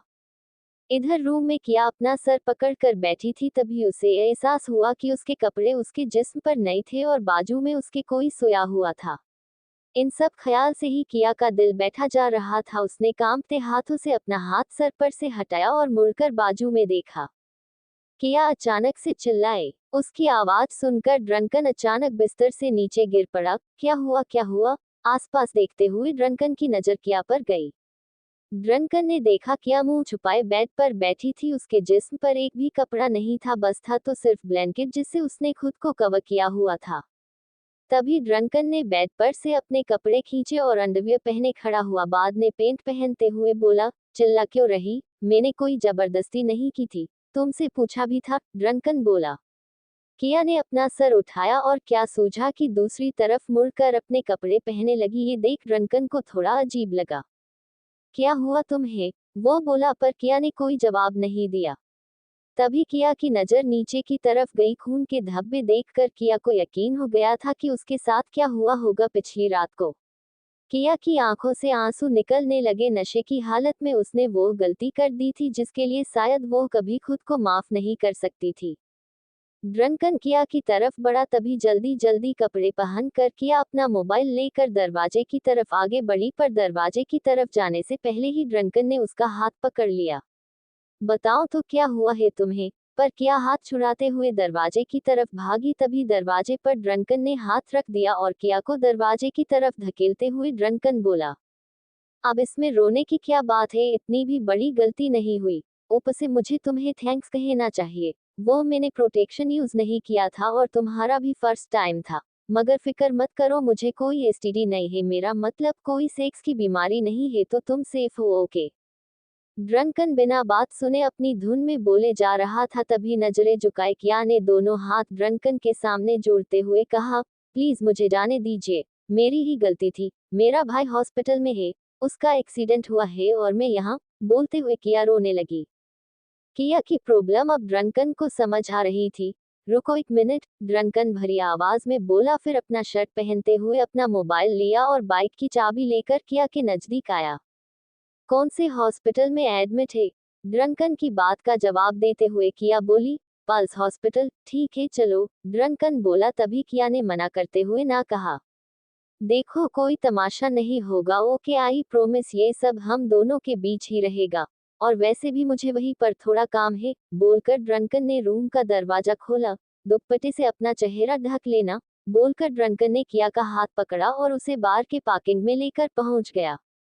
पार्किंग में ड्रंकन की BMW बाइक के एक 300R खड़ी थी। किया ने देखा वो स्पोर्ट बाइक थी। ड्रंकन को स्पोर्ट बाइक का काफी ज्यादा शौक था और बाइक को स्पीड में चलाने में उसे काफी ज्यादा मजा आता था। बाइक को देखकर किया को रुद्र की याद आ गई, कैसे बाइक की वजह से उसके भाई का एक्सीडेंट हुआ था। तभी ड्रंकन ने मफलर से अपना चेहरा ढक दिया। ये बात किया को अजीब लगी, पर उसे ये लगा कि पॉल्यूशन या ठंड की वजह से ड्रंकन ने ऐसा किया होगा। ड्रंकन ने बाइक स्टार्ट की और किया को अपने पीछे बिठाकर हॉस्पिटल की तरफ बाइक भागा दी। कुछ ही देर में दोनों हॉस्पिटल पहुंच गए। तभी ड्रंकन को कॉल आया। हेलो। ड्रंकन को छोड़कर किया आईसीयू की तरफ भागी। हाँ, कहाँ पर हो आप डॉक्टर? ड्रंकन ने पूछा। मैं एक केस को हैंडल कर रहा हूँ, आईसीयू में हूँ, डॉक्टर ने जवाब दिया। अच्छा, मैं वही आके मिलता हूँ, ड्रंकन ने कहा और फोन रख दिया। तभी उसने देखा क्या उसके पास से कहीं चली गई थी। हम बाद में मिल लूंगा, शायद भाई से मिलने गई होगी, बोलकर अपनी धुन में वो आईसीयू की तरफ जाने लगा। किया डे से ही एक्यू में पहुंची, उसने देखा वहां भागदौड़ लगी हुई थी। वो तुरंत विधु के पास पहुंची। क्या हुआ विधु? किया ने विधु से पूछा। तभी उसके कानों में आवाज गई, जल्दी करो, इंजेक्शन एड्रेनालिन लोड करके दो। एक सिस्टर ने बोला। फिर से आवाज किया के कानों में गई, इंजेक्शन वासोप्रेसिन का इन्फुशन तैयार करो। सभी जल्दी में थे। किया को डर लगने लगा। विधु क्या हुआ प्लीज? किया ने फिर से पूछा। विधु चुप होकर खड़ा था। तभी चाचा ने पास आकर कहा, रुद्र की कंडीशन बहुत सीरियस है बेटा। चाचा के बोलते ही किया के सर पर मानो आसमान टूट पड़ा हो। वो अपनी छाती पर हाथ रखे बेंच पर बैठ गई। उसे बहुत ही ज्यादा सदमा पहुंचा था। चैप्टर 5, ड्रंकन यानी ऋषभ सिंघानिया। बेटा खुद को संभालो, डॉक्टर पूरी कोशिश कर रहे हैं, हिम्मत मत हारना, हमारे रुद्र को कुछ नहीं होगा। देखना तुम भगवान के घर देर है पर अंधेर नहीं। चाचा अपनी तरफ से पूरी कोशिश कर रहे थे किया का मनोबल बढ़ाने की, पर अब किया को भगवान पर भी भरोसा नहीं रहा था। सारी उम्मीद टूटती बिखरती नजर आ रही थी। किया के पास अब कुछ था तो उसके आंसू, जिसकी कीमत शायद ही कोई दे पाता। ये सब तमाशा चल ही रहा था कि लॉबी में ड्रंकन आ पहुंचा। उसकी नजर सामने बेंच पर बैठी किया पर गई। वो तुरंत ही किया के पास जाने लगा कि उसने देखा डॉक्टर सुनील एक्यू से बाहर आ चुके थे। ड्रंकन उनके पास गया। देखिए, वेंटिलेटर पर तो हमने रखा है, पर उनके लंग्स यानी फेफड़े धीरे धीरे कम करना बंद कर रहे। डॉक्टर सुनील की बात सुनकर सभी शॉक थे। ड्रंकन ध्यान से सुनील की बात सुन रहा था। प्लीज डॉक्टर, मेरे छोटे भाई के अलावा मेरा कोई नहीं है, बचा लीजिए उसे, भीख मांगती हूँ आपसे। किया आंखें बंद करके रोने लगी। उसने डॉक्टर के सामने हाथ जोड़ रखे थे। आज किया खुद को इतना लाचार और बेबस पहली बार महसूस कर रही थी। उसने सपने में भी नहीं सोचा था कि ये दिन उसे देखना पड़ेगा। ड्रंकन उसे देखकर बस चुप खड़ा था। उसे यकीन नहीं हो रहा था कि जिसके साथ उसने रात गुजारी थी वो इतनी बेबस हो चुकी थी। देखिए, ट्रीटमेंट काफी ज्यादा महंगी है, डॉक्टर सुनील ने कहा। प्लीज एक दिन का वक्त दे दीजिए, मैं कहीं से भी पेशों का इंतजाम कर लूंगी, किया उम्मीद भरी नजरों से बोली। सॉरी मैडम, हॉस्पिटल की अपनी पॉलिसी है और ये ट्रीटमेंट काफी ज्यादा महंगी है, आप समझे। जब फेफड़े काम करना बंद कर देते हैं तो उन्हें आराम देने के लिए इक्मो नाम के मेडिकल डिवाइस पर रखा जाता है, जिसे मेडिकल टर्म में आर्टिफिशियल लंग्स भी कहते हैं, और इसका पर डे का चार्ज ही 1 से 2 लाख तक होता है और कोई गारंटी नहीं होती कि कितने दिन इस मशीन को रखना पड़ेगा। अच्छे खासे लोग भी इसे अफोर्ड नहीं कर पाते, आप समझिए। डॉक्टर सुनील सच बोल रहे थे और ये मशीन लगाना और इसका खर्चा उठाना किसी भी आम आदमी के लिए बाहर की बात थी। सभी हैरान थे। चाचा ने सोचा नहीं था कि इतना पैसा लगेगा। विधु और धवल को भी अब उम्मीद टूटती नजर आ रही थी। किया ये सब सुनकर चुप होकर खड़ी रही। प्लीज आप इसे गवर्नमेंट हॉस्पिटल लेकर जाए, अगर तब तक भगवान ने चाहा तो शायद वो बच जाए, सुनील ने कहा और वहां से जाने ही लगा कि ड्रंकन ने सुना। डॉक्टर को जाता हुआ देखती किया बोली, शायद बच जाएगा। किया के मुंह से निकला वो शब्द सुनकर ड्रंकन पूरा अंदर तक हिल गया। उसे किया का दर्द महसूस हो रहा था। फिर अचानक ही वो किया से बोला, don't worry, treatment is on the house. वो आवाज सुनकर किया ड्रंकन को देखने लगी और बाकी सब भी। ये क्या बोल रहे? डॉक्टर सुनील ने हैरान होते हुए ड्रंकन से पूछा। अरे ट्रीटमेंट फ्री में कर दो, हॉस्पिटल की तरफ से, ड्रंकन बोला। ये क्या बोल रहे भाई, दिमाग आपका ठिकाने पर तो है ना? डॉक्टर सुनील हैरान होते हुए बोल पड़ा। अरे मेरा मतलब ये हॉस्पिटल इतना तो अफोर्ड कर ही सकता है, इनको मदद की जरूरत है और आप मना कर रहे, ये तो गलत बात है, ड्रंकन डॉक्टर सुनील को चिढ़ाते हुए बोला। देखिए मिस्टर, आपको मैं साफ साफ बोल दूं, ये हॉस्पिटल मेरा नहीं है और जिसका है उसी से बात कर लो। मैं यहाँ सिर्फ एक सर्जन की हैसियत से जॉब करता हूँ बस, डॉक्टर सुनील ने लताड़ते हुए ड्रंकन से कहा। किया और बाकी सब ड्रंकन और डॉक्टर को देख के समझने की कोशिश कर रहे थे कि आखिर वहां चल क्या रहा था। तभी ड्रंकन कुछ सोचते हुए बोला, देखिए मैं भरोसा दिलाता हूँ कि कोई कुछ नहीं बोलेगा। प्लीज अभी पहले ट्रीटमेंट स्टार्ट कीजिए, कहीं देरी ना हो जाए। ड्रंकन की बात सुनकर डॉक्टर सुनील बोला, अगर ट्रीटमेंट स्टार्ट करनी है तो पहले एडमिनिस्ट्रेशन से बात करके पैसे जमा करवा दीजिए और फिर हम तुरंत ही ट्रीटमेंट स्टार्ट कर देंगे। सुनील की बात सुनकर ड्रंकन कुछ बोलने ही वाला था कि एक सिस्टर भागती हुई डॉक्टर के पास आई। सर प्लीज, रुद्र नाम के पेशेंट की हालत बहुत ज्यादा बिगड़ रही है, आगे क्या करना है? इक्मो के बिना सपोर्ट नहीं मिलेगा, वो सिस्टर बोली। ड्रंकन ने देखा कि उसके यूनिफॉर्म के लेफ्ट साइड कंधे के नीचे बेज लगा हुआ था जिस पर इंचार्ज इंग्लिश में लिखा हुआ था। तो आप इक्यू की सिस्टर इंचार्ज है? ड्रंकन बोला। तभी किया पास आई, साथ में उसके चाचा भी। प्लीज सर कुछ कीजिए, किया मिन्नत करती हुई बोली। तभी एक सिस्टर इक्यू से बाहर आई और किसी मेडिसिन का प्रिस्क्रिप्शन नोट चाचा के हाथ में थमा दिया। चाचा को समझ आ गया कि उन्हें ये मेडिसिन लेकर आनी थी, इसीलिए ना चाहते हुए भी वो तुरंत फार्मेसी की ओर चले गए। डॉक्टर सुनील किया को समझाते हुए बोले, देखिए हम पूरी कोशिश कर रहे हैं मगर जो मशीन है वो है ऐसे ही हम दर्दी के लिए इस्तेमाल नहीं कर सकते, प्लीज आप समझिए, डॉक्टर सुनील ने कहा। ड्रंकन अच्छे से समझता था कि इसमें डॉक्टर सुनील की कोई गलती नहीं थी। ड्रंकन ने एक नजर किया के ऊपर डाली। उसकी आंखों से निकलते आंसू ड्रंकन को उसकी मजबूरी और लाचारी का साफ साफ अंदाजा बयान कर रहे थे। तभी अपनी मुट्ठी भींचकर ड्रंकन ने डॉक्टर सुनील से कहा, क्या ये प्रूफ काफी है इस पेशेंट के इलाज के लिए? बोलते हुए ड्रंकन ने अपने चेहरे से मफलर नीचे खींचा। दे से ही सुनील की नजर ड्रंकन पर गई, उसके छक्के छूट गए। मिस्टर सिंघानिया आप। तभी ड्रंकन ने तुरंत ही मफलर वापस से ऊपर करके चेहरा ढक दिया। सिस्टर भी हैरान थी, वही किया कुछ समझ नहीं पा रही थी और रमेश भी, पर दूर खड़े विधु ने ड्रंकन का चेहरा देख लिया था, साथ में धवल ने भी, दोनों दूर खड़े बात कर रहे थे। क्या तूने वही देखा जो मैंने देखा? विधु ने ड्रंकन की तरफ देखते हुए धवल से पूछा। हाँ, पर कुछ पक्का नहीं पता, चेहरा तो उस बिजनेस टाइकून से ही मिलता जुलता है, पास जाकर ठीक से देखे तभी कुछ पता चलेगा, धवल ने बताया। इधर किया को कुछ समझ नहीं आ रहा था कि डॉक्टर क्या बोलने की कोशिश कर रहे थे। किया सोच ही रही थी कि डॉक्टर ने कहा, आपका ये प्रूफ काफी है, प्लीज फिक्र मत कीजिए, ट्रीटमेंट अभी स्टार्ट हो जाएगी, बोलकर डॉक्टर ने नर्स को इंस्ट्रक्शन दिया और एक्यू में चले गए। किया हैरानी से ड्रंकन को देखने लगी, पर किया का उलझन वाले चेहरे को इग्नोर करता हुआ ड्रंकन किया जहां बैठी थी वहां जाके बैठ गया और मोबाइल निकाल कर गेम खेलने लगा। उसे यूं ये सब करता देख किया काफी ज्यादा शॉक थी, उसके मन में सवालों का तूफान उमड़ रहा था। आखिर कैसे डॉक्टर ने एक ही बार में ड्रंकन का चेहरा देखकर बात मान ली? आखिर कौन है ये ड्रंकन और किस वजह से यहाँ आया था? किया को कुछ समझ नहीं आ रहा था, बस थकी हरी ड्रंकन के बाजू वाली बेंच पर जाकर बैठ गई।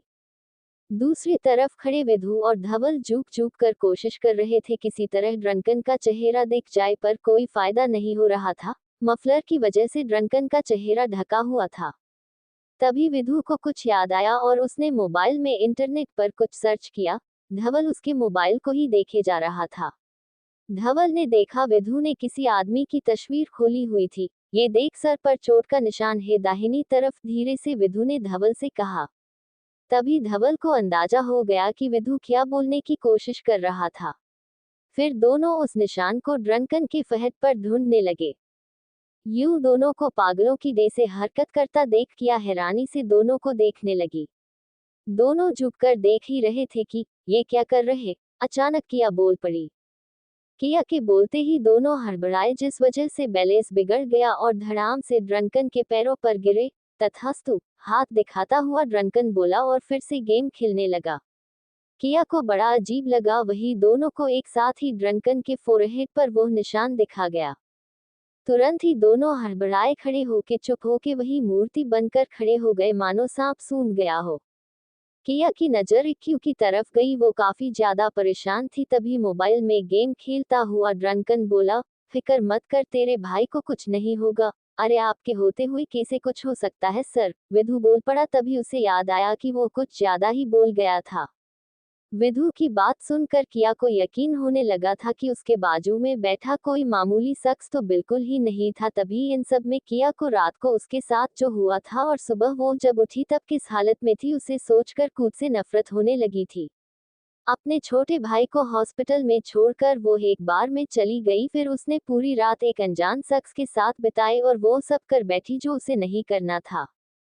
गेम खेलते खेलते ड्रंकन का फोन बज उठा और वो सीधा उठकर बाहर जाने लगा। जैसे ही वो बाहर आया, विधु और धवल एक साथ बोल पड़े, ये तो सच में ऋषभ सिंघानिया है। जैसे ही दोनों के मुंह से किया ने ऋषभ सिंघानिया का नाम सुना, वो दंग रह गई। क्या तुम उस ऋषभ सिंघानिया की बात कर रहे हो जो? उद्धरण चिन्ह बीच में रोकते हुए धवल ने किया से कहा, हाँ दी, ये वही सिंघानिया एम्पायर का बड़ा बेटा और चेयरमैन खुद ऋषभ सिंघानिया है। सबसे कम उम्र में इंडिया के टॉप 10 बिजनेसमैन के लिस्ट में अभी पिछले साल ही फर्स्ट पोजीशन हासिल की है, धवल ने बताया। और हाँ दी, ये सिर्फ 29 ईयर का है।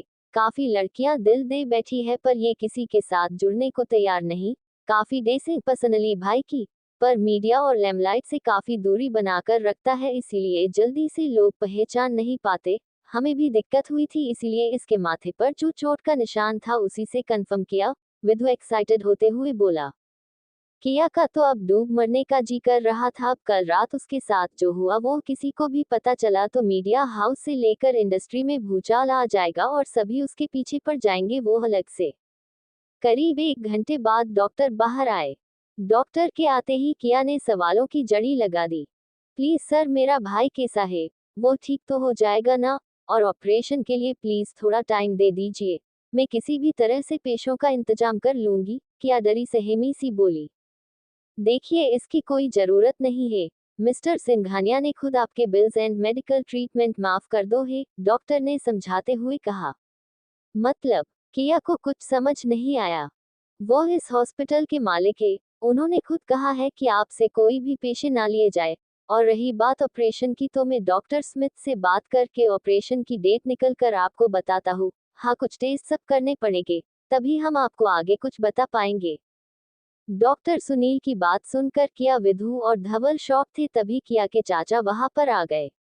बेटा, पुलिस ने मुझे थाने बुलाया है, मैं जाकर आता हूँ, अर्जेंट है। और सर प्लीज थोड़ा टाइम दे दीजिए, मैं पेशों का इंतजाम कर लूंगा, रमेश ने डॉक्टर सुनील से कहा। इसकी कोई जरूरत नहीं, बिल्स और ऑपरेशन का खर्चा हॉस्पिटल खुद उठा लेगा। डॉक्टर की बात रमेश को समझ नहीं आई, तभी विधु ने सारी बात बता दी। रमेश सब सुनकर हैरान था, उसे पता ही नहीं चल रहा था कि ये चमत्कार ही था या कुछ और। पर फिर खुद को संभालते हुए रमेश ने किया से कहा, बेटा मैं पुलिस स्टेशन जाकर आता हूँ, पुलिस ने बुलाया है, बोलकर तुरंत सब छोड़कर रमेश वहां से बाहर निकल गया। उसके जाने के बाद डॉक्टर भी चले गए, तभी विधु बोल पड़ा, यार दी समझ नहीं आता, ये प्राइवेट वाले पैसे लूटने में तो एक्सपर्ट होते हैं, फिर इतने सारे पैसे उन्होंने माफ कैसे कर दिए, और अचानक ये ऋषभ सिंघानिया यहाँ कैसे आ गया। विधु ने दे से ही बोला कि किया को शक होने लगा, कहीं कल रात मेरे साथ जो सब हुआ था उसकी वजह से तो ऋषभ ने ये सब नहीं किया होगा। क्या उसने मुझे बाकी लड़कियों की तरह ही समझा था? किया की आंखों में आंसू थे, वो सामने से उसकी तरफ आ रहे ऋषभ सिंघानिया को ही देखे जा रही थी। चैप्टर 6 किया ने थप्पड़ मार दिया।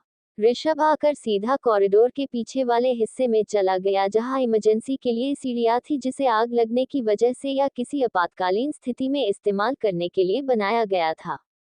वहां बैठा हुआ ऋषभ लगातार सोचे जा रहा था। कुछ देर पहले ही उसकी बात उसके परिवार से हुई थी और उन्होंने उसे अल्टीमेटम दे दिया था, जिस वजह से वो सभी संडे को इंडिया आ रहे थे। ऋषभ का परिवार न्यूयॉर्क में रहता है, जिसमें घर के मुखिया यानी हेड ऑफ द फैमिली में उनके दादाजी हैं, जिनका नाम अधिराज सिंघानिया है। स्वभाव से बिल्कुल शांत, उन्होंने 1975 में सिंघानिया एम्पायर की नींव रखी थी। तब टेक्नोलॉजी के क्षेत्र में भारत काफी पीछे था और आगे लाने की होड़ में इन्होंने अपना घर बार सब गिरवी रखा था ताकि खुद का साम्राज्य स्थापित कर सके। अब आते हैं ऋषभ के पिताजी पर, उनका नाम है पृथ्वीराज सिंघानिया। उम्र करीब 50 साल के आसपास की थी, जिन्होंने 20 साल पहले सिंघानिया एम्पायर की जिम्मेदारी अपने कंधों पर ली थी और देश की 10 बड़ी कंपनी में अपना स्थान हासिल किया था और अपने बेटे को पढ़ा लिखाकर इस काबिल बनाया था कि सिंघानिया खानदान और बिजनेस को नई ऊंचाइयों पर ले जा सके। वही बात करें ऋषभ की मां की तो उनका नाम गीता है। उम्र करीब 40 के आसपास की, पर ऋषभ उनसे सीधे मुंह बात तक नहीं करता, या यूं कहे ऋषभ उन्हें अपनी मां समझता ही नहीं। क्यों, वो ऋषभ की सौतेली मां है। ऋषभ को जन्म देने वाली उसकी मां जब ऋषभ 5 साल का था तब ही गुजर गई थी और नताशा उस वक्त सिर्फ 1 साल की थी, इसीलिए उसके पापा ने दूसरी शादी की थी ताकि ऋषभ और नताशा को एक मां का प्यार मिल सके। पर जब ऋषभ को सच्चाई पता चली तब से ऋषभ अपनी सौतेली मां से सबसे ज्यादा नफरत करता है, या यूं कहें इतना जिद्दी बन चुका है कि उसके परिवार का उस पर कोई कंट्रोल ही ना रहे, और ये सब उसने जानबूझकर किया था। और क्यों, वो आगे आपको पता चलेगा। और रही बात ऋषभ के भाई बहन की, तो ऋषभ के अलावा उसकी छोटी बहन है जिसका नाम नताशा है, और वही सब तमाशे की जड़ है, वो तो आगे पता चल ही जाएगा। फिर नताशा के अलावा ऋषभ का सौतेला भाई जिसका नाम आर्यन है, जो कि अभी 12 की पढ़ाई कर रहा है, उसे तो घर में क्या चल रहा है, या यूं कहे ऋषभ के और उसकी मां के बीच का कुछ पता नहीं। ना ही गीता को ये पता है कि ऋषभ उसका राज जनता है। आर्यन अपने बड़े भाई को एक आइडियल की तरह देखता है, पर ऋषभ को आर्यन सिर्फ अपनी मां की एक कठपुतली की तरह ही देखता है, जिस वजह से ऋषभ का परिवार उससे परेशान हो चुका है और फाइनली ये तय करता है कि खुद सब इंडिया आकर ऋषभ की शादी करवाएंगे, जिस वजह से ऋषभ कब से इससे बचने के लिए कोई प्लान सोचे जा रहा था। किया कब से ऋषभ के सामने खड़ी होकर उसे देखे जा रही थी, इस बात का अंदाजा अभी तक ऋषभ को नहीं था। वो तो इस शादी के बोझ से बचने का तरीका सोच रहा था। ऋषभ ने चिढ़ते हुए अपने दोनों हाथ माथे पर रख के बाल खुजाने लगा। उसे यूं ऐसा करता देख किया सोच में पड़ गई, ये क्या कर रहा है, कहीं पागल तो नहीं हो गया। फिर किया को ख्याल आया, उसे ऐसा नहीं सोचना चाहिए था। उस इंसान ने उसके भाई की जान बचाई थी और शायद बिजनेस का कोई टेंशन भी हो सकता था। तभी वहां एक लड़की आकर खड़ी हुई। प्लीज जरा हटेंगी आप, उस लड़की ने किया को साइड में हटने के लिए कहा ताकि वो ऋषभ के पास जा सके। किया दरवाजे के बीच में खड़ी थी, जिससे उस लड़की को आगे जाने का रास्ता नहीं मिल रहा था। और टीना, तुम? टीना की आवाज सुनकर ऋषभ अपने ख्यालों के तूफान से बाहर आया। टीना ऋषभ की सेक्रेटरी थी, काफी खूबसूरत पर एक चालक हसीना आप उसे कह सकते हो। वो ऋषभ के लिए साम दाम दंड कुछ भी करके आगे बढ़ने में मदद करती थी। कंपनी में ऋषभ सिर्फ टीना पर ही भरोसा करता था। टीना ने कोट और जीन्स पहना हुआ था और बालों को पीछे से बांध दिया था, जिससे वो परफेक्ट बिजनेस वूमेन लग रही थी। चीफ, आपसे अर्जेंट कुछ बात करनी है। किया को देखती हुई वो बोली, जिससे किया समझ गई कि उसका अब यहाँ रुकना ठीक नहीं। इसीलिए तुरंत ही वो वहां से वापस चली गई। ऋषभ ने भी किया को रोका नहीं, क्योंकि टीना जब भी ऐसे बात करती थी तब मामला सीरियस ही होता था। किया के जाने के बाद ऋषभ ने पूछा, अब क्या हुआ?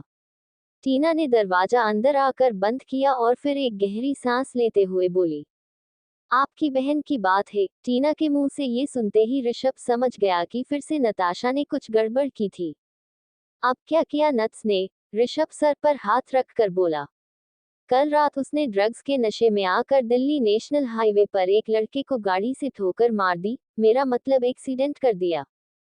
टीना के बोलते ही ऋषभ की आंखें गुस्से से लाल हो गई, पर खुद पर काबू करते हुए ऋषभ ने टीना से पूछा, अब वो लड़का कैसा है? उद्धरण चिन्ह, जिंदगी और मौत के बीच झूल रहा है, इनफैक्ट इसी हॉस्पिटल में है। टीना बोली, क्या?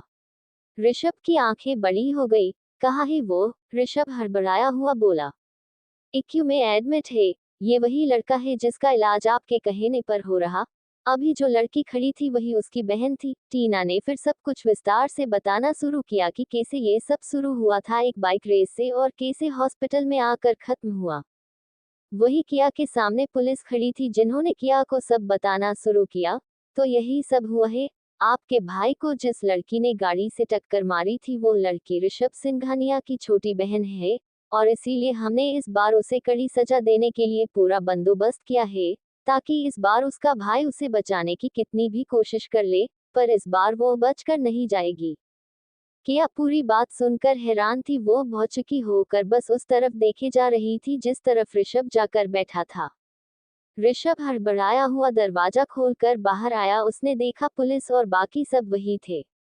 किया, विधु, धवल, रमेश चाचा, पुलिस सब उसी को देख रहे थे। किया खुद को संभाले हुए उसके पास आने लगी।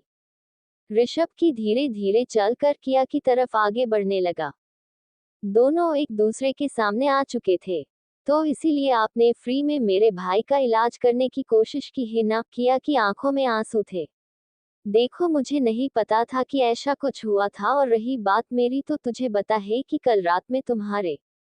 ऋषभ आगे कुछ बोलता उससे पहले ही किया ने सबके सामने ऋषभ के चेहरे पर जोरदार थप्पड़ मार दिया। लॉबी में सन्नाटा छा गया। टीना हैरानी से किया को देखने लगी, साथ में विधु, धवल, रमेश और वो पुलिस वाला भी। आज तक किसी की हिम्मत नहीं हुई थी कि ऋषभ सिंघानिया को थप्पड़ मार सके, और ये पहली लड़की थी जिसने ये कारनामा कर दिखाया था। ये क्या किया पागल लड़की, अब तो खुद यमराज भी तुझे इस आदमी से नहीं बचा सकता। डर के मारे टीना के मुंह से निकल गया। वो खुद नीचे से लेकर ऊपर तक कांप उठी। चैप्टर 7, चुन लो खुद की मौत या अपने भाई की जिंदगी। रात के 10 बज रहे थे। ऋषभ दिल्ली से बाहर अपने विला में चेयर पर बैठा हुआ सोचे जा रहा था। अभी भी उसके दिमाग में किया ने जो थप्पड़ मारा था वही सब चल रहा था। उसके कानों में उस थप्पड़ की आवाज अभी भी सुनाई दे रही थी। हाथ में शराब की बोतल लिए वो बस किया के बारे में सोच रहा था। सर, 3 दिन बाद आपके घर वाले सब आ रहे हैं, इस बार क्या जवाब देंगे आप? टीना कोने में खड़ी हुई बोली। ऋषभ ने कोई जवाब नहीं दिया। ये देख टीना को थोड़ा अजीब लगा, इसीलिए उसने फिर से वही सवाल के लिए अपना मुंह खोला कि तभी अचानक ही ऋषभ खड़ा हुआ और शराब की बोतल पकड़े विला से बाहर निकल गया। वही हॉस्पिटल में किया चुपचाप वही बेंच पर बैठी सुबह जो हुआ था उसे ही याद कर रही थी। करीब आधे घंटे से ज्यादा उसे यूं बैठे हुए बीत चुका था।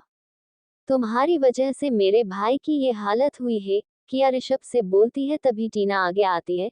देखो, आपको कोई गलत अंदाजा हुआ है, हमारे सर को तो ये सब। ऋषभ ने तभी उंगली दिखाकर टीना को चुप करवा दिया और वही बाहर जाने लगा। सी यू अगेन माशुकाना बोलकर वो बाहर निकल गया, और टीना भी वही किया भूत बनकर खड़ी जाते हुए ऋषभ को देख रही थी। किया अपने ख्यालों से बाहर आई, तभी उसने देखा उसके बाजू में कोई शख्स बैठा हुआ था। उसने उस आदमी को देखा और चौंक गई। क्या हुआ, मैं इतना डरावना हूँ क्या? तुम्हारी तरफ ईशान ही हूँ। नशे में धुत ऋषभ उसकी आंखों के सामने था। तुम यहाँ क्या कर रहे हो? किया गुस्से से बोल पड़ी। तभी ऋषभ ने किया के होठों पर अपनी उंगली रख दी। रिलैक्स में, बस यहाँ तुम्हारे भाई से मिलने आया हूँ माशुकाना। और तुम हो कि गुस्सा कर रही? ये हॉस्पिटल है, तुम्हारे पिताजी का घर नहीं, ऋषभ बोला। किया ने देखा ऋषभ की आंखें लाल थी, वो पूरी तरह से नशे में धुत था, उसके बदन से शराब की गंदी सी बू आ रही थी, जिस वजह से किया ने अपना मुंह फेर लिया। ये क्या माशुकाना, तुम तो मुझे देखना भी नहीं चाहती। ये तो गलत बात है, ऋषभ बोला। प्लीज तुम जाओ यहाँ से, अब जो भी बात होगी पुलिस स्टेशन में होगी, किया गुस्से से बोली। हाँ हो सकता है, कल जब हम मिलेंगे तब तुम मेरी बहन पे अटेम्प्ट्स टू मर्डर का चार्ज लगाओगी, या ये भी हो सकता है कि सच में मेरी बहन की वजह से तुम्हारे भाई की जान चली गई हो। ऋषभ ने बोला ही था कि किया हैरानी से ऋषभ को देखने लगी, वो डरी हुई थी। क्या हुआ, नहीं समझी, ऋषभ शराब की बोतल से दारू पीते हुए बोला। किया इतनी सारी हुई थी कि उसे कुछ समझ ही नहीं आ रहा था, तभी ऋषभ ने आगे समझाते हुए कहा, देखो मैं रहा पैसे वाला अमीर ज्यादा, यही कहा था ना तुमने सुबह, तो ये समझो कि मैं पेशों के दम पर शायद अपनी बहन को बचा लूंगा, पर तुम अपने भाई को कैसे बचाओगी। ऋषभ आंखें मूंदते हुए बोला। ममा मतलब, किया डरी हुई अपनी कपकपाती आवाज में बोली। अभी समझता हूँ, बोलकर ऋषभ ने किया को कमर से पकड़ा और अपने नजदीक खींचा। किया डर गई, पर तभी ऋषभ ने उसके मुंह पर उंगली रखकर कहा, श। किया के हलक से आवाज तक ना निकली। फिर ऋषभ ने आगे बोलना शुरू किया, कल सुबह 6 बजे मैं तुम्हारे भाई का लाइफ सपोर्ट सिस्टम निकलवा दूंगा। ऋषभ के बोलते ही किया खौफ के मारे ऋषभ को देखने लगी।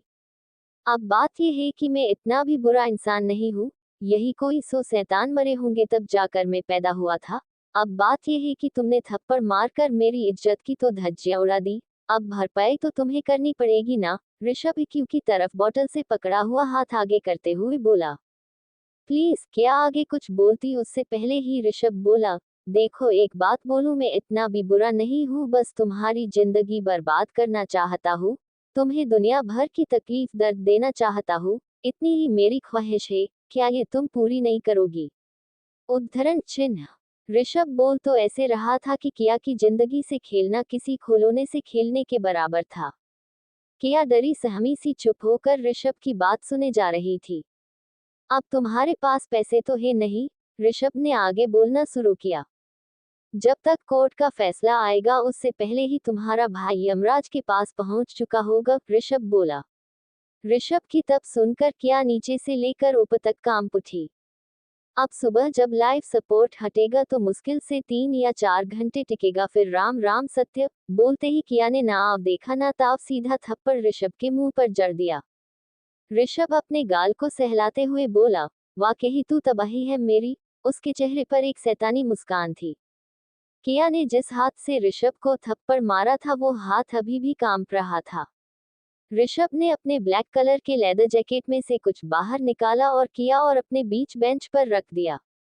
किया को कुछ समझ नहीं आ रहा था, तभी ऋषभ आगे बोला, ये देखो। बोलकर ऋषभ ने उस डब्बी को खोला। किया ने देखा उसमें सिंदूर था जिससे सुहागन अपनी मांग भरती थी। ये डिब्बी तुम्हारे लिए है माशुकाना, मेरा मतलब स्वीट हार्ट, शादी कर लो मुझसे। तुम पागल हो, किया हड़बड़ाई हुई बोली। अरे शादी करने में क्या बुराई है। बोलते हुए ऋषभ ने बोतल अपने होठों से लगा दी। इलाज के लिए तुम्हें पैसे चाहिए और मुझे तुम, ऋषभ बोला। ये क्या बकवास कर रहे, किया डरी हुई थी। देखो चैरिटी नहीं कर रहा, सीधी सी बात है, मैं तुम्हें तुम्हारे भाई के इलाज के बदले बस खरीद रहा हूँ। ऋषभ यूं बोला कि मानो उसने कोई छोटी बात बोल दी हो। किया भूत बनकर ऋषभ को देखे जा रही थी। चुन लो अपनी जिंदगी या फिर अपने भाई को मौत, या अपने भाई की जिंदगी और खुद की मौत। वैसे भी मेरा बदला तुम्हारे लिए एक हसीन मौत ही होगा। ऋषभ किया के कंधे पर अपना सर रख कर बोला। किया डरी हुई सांसें ले रही थी। अब क्या करोगी, अपने भाई को बचाओगी या खुद को। और हाँ, सुबह तक नहीं आई तो तुम्हारे भाई को मैं भी बचा नहीं पाऊंगा। और याद रखना, वही आना जहां हम दो जिस्म एक जान हुए थे। तुम्हारा इंतजार रहेगा, जवाब साथ लेकर आना। बोलकर ऋषभ ने किया के कंधों से अपना सर उठाया और डिब्बी पर उंगली रखते हुए बोला, tick tock time is money baby. बोलकर वो वहां से उठकर चला गया। किया भूत बनकर वही बैठी रही, उसने सोचा नहीं था कि कोई उसकी जिंदगी का यूं तमाशा बना देगा। चैप्टर 8 तू आई तो बाहर आई। किया डरी सहमी सी बेंच पर बैठी हुई थी, उसे पता नहीं चला कब उसका दुपट्टा कंधे से सरक कर नीचे गिर गया। किया असमंजस में थी कि वो क्या करे। आधी रात हो चुकी थी पर अभी तक ऋषभ का खौफ किया के दिल से जाने का नाम ही नहीं ले रहा था। अगर उसने सच में मेरे भाई के साथ, नहीं नहीं वो ऐसा नहीं कर सकता, वो इतना भी बुरा नहीं लगता मुझे, पर मुझे कुछ करना होगा। अगर उसने क्या बुरी तरह से डरी हुई थी, उसके माथे से हल्की ठंडे पसीने की बूंदें नीचे सरक कर गिरने लगी थी। तभी धवल और विधु वहां आ पहुंचे। आते हुए विधु ने कहा, दिया आपका दुपट्टा। जैसे ही विधु ने कहा, किया जट से अपने ख्यालों से हड़बड़ाती हुई बाहर आई और आसपास देखने लगी मानो कुछ ढूंढ रही हो। तभी विधु फिर से बोला, दी नीचे देखो। विधु की बात सुनकर किया का ध्यान नीचे फर्श की तरफ गया और जट से किया ने अपना दुपट्टा उठा लिया। विधु पास आया, मैं जानता हूँ दी, रिया ने आपके साथ बहुत गलत किया था और माँ ने भी, पर आप फिक्र मत करो, पापा ने घर जाकर उन दोनों की क्लास ले ली थी, देखना सब ठीक हो जाएगा। विधु स्माइल देते हुए बोला। तभी धवल बोला, हाँ सही कहा, आज ऋषभ सिंघानिया ने बचा लिया, अगर वो नहीं होता तो अपना रुद्र तो गया था आज। बोलकर अचानक ही धवल चुप हो गया। तभी किया ने धवल की बात सुनकर अपने हाथ की मुट्ठी भींच ली। वो काफी ज्यादा बेचैन थी। तभी विधु धवल की बात सुनकर बीच में बोल पड़ा, अरे नहीं नहीं, तू गलत बोल रहा, ये सब उस ऋषभ सिंघानिया की बहन की वजह से ही हो रहा है, समझा। अगर वो टूल होके गाड़ी ना चलती तो ऐसा कुछ होता ही नहीं, विधु ने सफाई देते हुए समझाया। हाँ बात तो सही है, पर फिर भी सही वक्त पर वो आ गया था, वरना हम सब क्या करते। तू ही बता, पुलिस ये सब तो बाद में आई थी, धवल ने ऋषभ को डिफेंड करते हुए कहा। किया बेचैनी से अपनी पोजीशन बदल रही थी और दोनों की बातें सुन रही थी।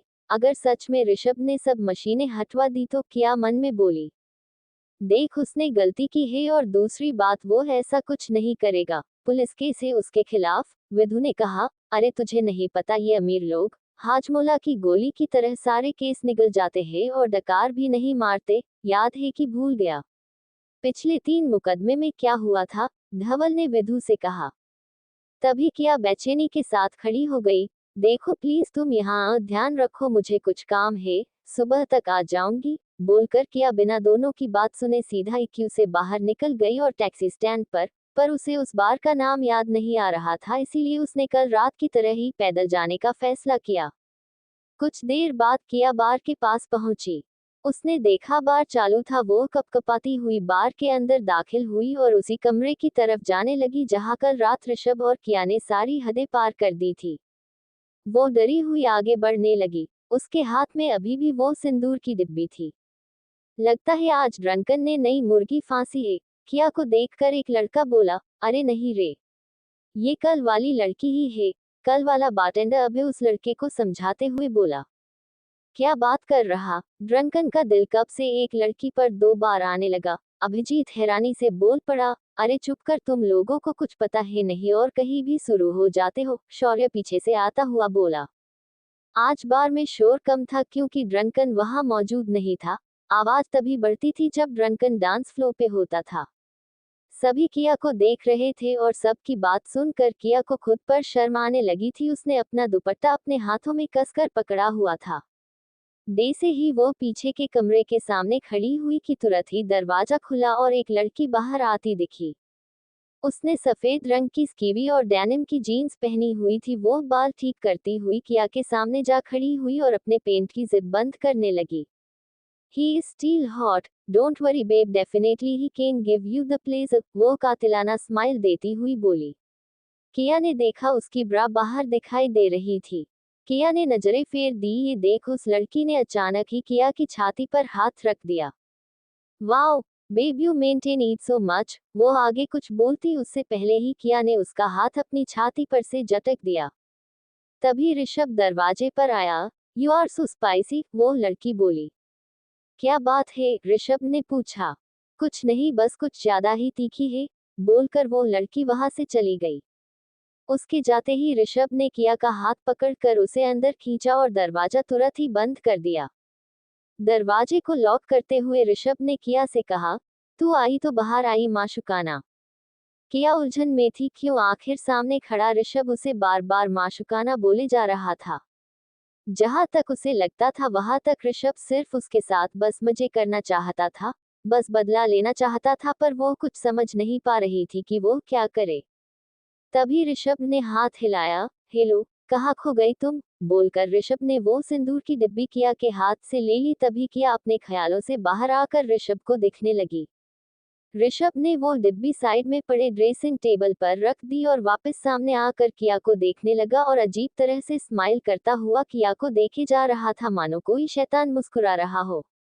किया की सांसें अटक गई थी, पर अपने भाई के बारे में ख्याल आते ही वो जैसे तैसे खुद को संभालते हुए ऋषभ की आंखों में देखती है। ऋषभ उसके सामने मानो भौकाल मचाए खड़ा था, बेखौफ बेफिक्र। आज तक किया इतनी डरी हुई पहले कभी नहीं थी। जिंदगी में पहली बार उसे किसी से इतना डर लग रहा था। वो डरी हुई आवाज में धीरे से बोली, देखो, चाहो तो सब कुछ ले लो, पर मेरे भाई को आप कुछ मत करना प्लीज। किया की आंखों से आंसू बहने लगे। मेरे पास बस यही है आपको देने के लिए, बोलकर किया ने अपना दुपट्टा खींचकर जमीन पर गिरा दिया। पर उसकी आंखों की लाचारी और मजबूरी के आंसू ऋषभ को उसकी हालत अच्छे से समझा रहे थे। क्या माशुकाना, हर बार बस यही सब रोना धोना, बोलकर ऋषभ किया के पास आने लगा। ये देख किया ने अपने हाथ को दीवार से सटाकर दीवार के पास खड़ी हो गई और अपनी आंखें बंद कर दी। उसे समझ आ गया था कि अब उसके साथ क्या होने वाला था। चैप्टर 9, चांद में भी दाग है। किया ने अपनी आंखें बंद करी हुई थी, तभी उसे ऋषभ के हाथ अपनी कमर पर लिपटे हुए महसूस होने लगे।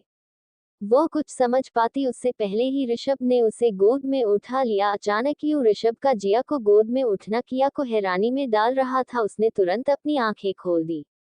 क्या हुआ? तुम कुछ ज्यादा ही डरी हुई हो, ऋषभ बालकनी की तरफ जाता हुआ बोला। ममा, मैं किया कुछ बोल नहीं पा रही थी, तभी ऋषभ बालकनी के पास पहुंचा। प्यार तो कभी तुमसे हुआ नहीं, पर उस थप्पड़ ने नफरत करने पर जरूर मजबूर कर दिया, ऋषभ खिड़की के पास रखी रोलिंग चेयर पर बैठते हुए बोला। किया अभी भी उसकी गोद में थी। किया बस ऋषभ को देखे जा रही थी। उस बस यही डर था कि ऋषभ उसके साथ आगे क्या करेगा। तभी ऋषभ ने किया को आगे की तरफ मोड़ा और अपने पैर उठाकर खिड़की के पास जो जगह थी उस पर रख दिए। साथ में किया के पैर भी उसके पैरों के ऊपर रख दिए और खुद चेयर पर अपनी पीठ टिकाए आसमान में चांद की तरफ देखे जा रहा था। किया कुछ समझ ही नहीं पा रही थी कि आखिर उसके साथ चल क्या रहा था। तभी ऋषभ ने उसे अपनी तरफ खींचा, जिस वजह से किया की पीठ ऋषभ की छाती से जा टकराई। ऋषभ ने अपने दोनों हाथ आगे किए और किया की कमर पर लपेटते हुए बोला, ये देखो, बोलकर ऋषभ ने अपने एक हाथ की उंगली से चांद की तरफ इशारा किया और हाथ वापस रख दिया, पर इस बार किया की छाती से सटा हुआ था, जिस वजह से किया काफी ज्यादा शर्म महसूस कर रही थी, साथ में डर भी था। देखा क्या? ऋषभ ने फिर पूछा। क्या? किया ने डरते हुए पूछा। उसकी जबान अपने आप हकलाने लगी थी। चांद में भी दाग है, पर मेरे चांद में बिल्कुल भी दाग नहीं है, बोलकर ऋषभ ने किया को और कस के पकड़ लिया। बस गले के नीचे एक तिल जरूर है, ऋषभ बोला। उसके साथ ही किया शर्म के मारे दूसरी तरफ देखने लगी। अब क्या शर्माना, कल रात मैंने सब देख लिया था और तुमने सब कुछ करने दिया था, ऋषभ ने कहा। किया उसकी बात सुनकर दुखी हो गई थी। फिर ऋषभ आगे बोला, काश वो थप्पड़ ना मारा होता तुमने तो आज। बोलते हुए ऋषभ अचानक से रुक गया। पता नहीं क्यों, पर किया ध्यान से उसकी बात सुनने लगी थी। फिर ऋषभ अपना मूड ठीक करके आगे बोला, खैर अब ये सब छोड़ो, बात बस इतनी सी है कि मैं तुम्हें डराऊंगा, इतना डराऊंगा कि तुम डरना ही भूल जाओगी। ऋषभ की बात सुनकर किया बस चुप रही, पर उसकी सांसें तेज हो रही थी, उसकी दिल की धड़कनें बढ़ रही थी, जो साफ साफ उसके दिल में जो डर और घबराहट थी उसे बयान कर रही थी। आखिर कोई लड़का इतनी हद तक मजबूर कर दे तो डरना एक लड़की के लिए जायज बात थी। फिर ऋषभ आगे बोला, फिर मैं तुम्हें परेशान करूंगा इतना कि तुम परेशान होना ही भूल जाओगी। और आखिर में ऋषभ रुक गया। आखिर में क्या? किया डरी हुई बोली, मैं अपना बदला लूंगा, याद रखना कब कहा किसे कुछ समझ नहीं आएगा, बोलकर ऋषभ चुपचाप वहीं पर लेटा रहा और किया भी उसके पास वही सोई रही। इन सब में तारीफ तो सिर्फ उस चेयर की करनी पड़ी कि दोनों का वजन संभाले पूरी रात यूं खड़ी रही। अगर टूट जाती तो मुसीबत और बढ़ जाती। रात कब और कहाँ बीत गई पता ही नहीं चला और सुबह के सूरज की हल्की सी रोशनी ऋषभ और किया के चेहरे से टकराने लगी, जिस वजह से दोनों की आंखों खुल गई। अचानक यूं पूरी रात एक ही कंडीशन की वजह से दोनों के बदन अकड़ गए थे। मुश्किल से किया खड़ी होने की कोशिश करने लगी, तभी उसे रात में जो कुछ ऋषभ ने कहा था वो याद आने लगा।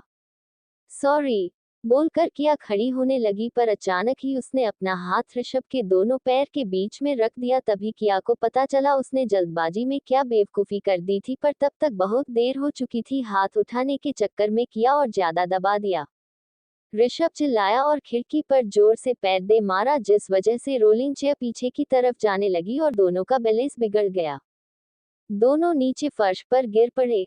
आउच! ऋषभ गुस्से से दोनों हाथों को पैरों के बीच रखते हुए किया को गुस्से से देखने लगा। वही किया उसी के ऊपर गिरी हुई थी, जो अभी भी उठने की कोशिश में थी।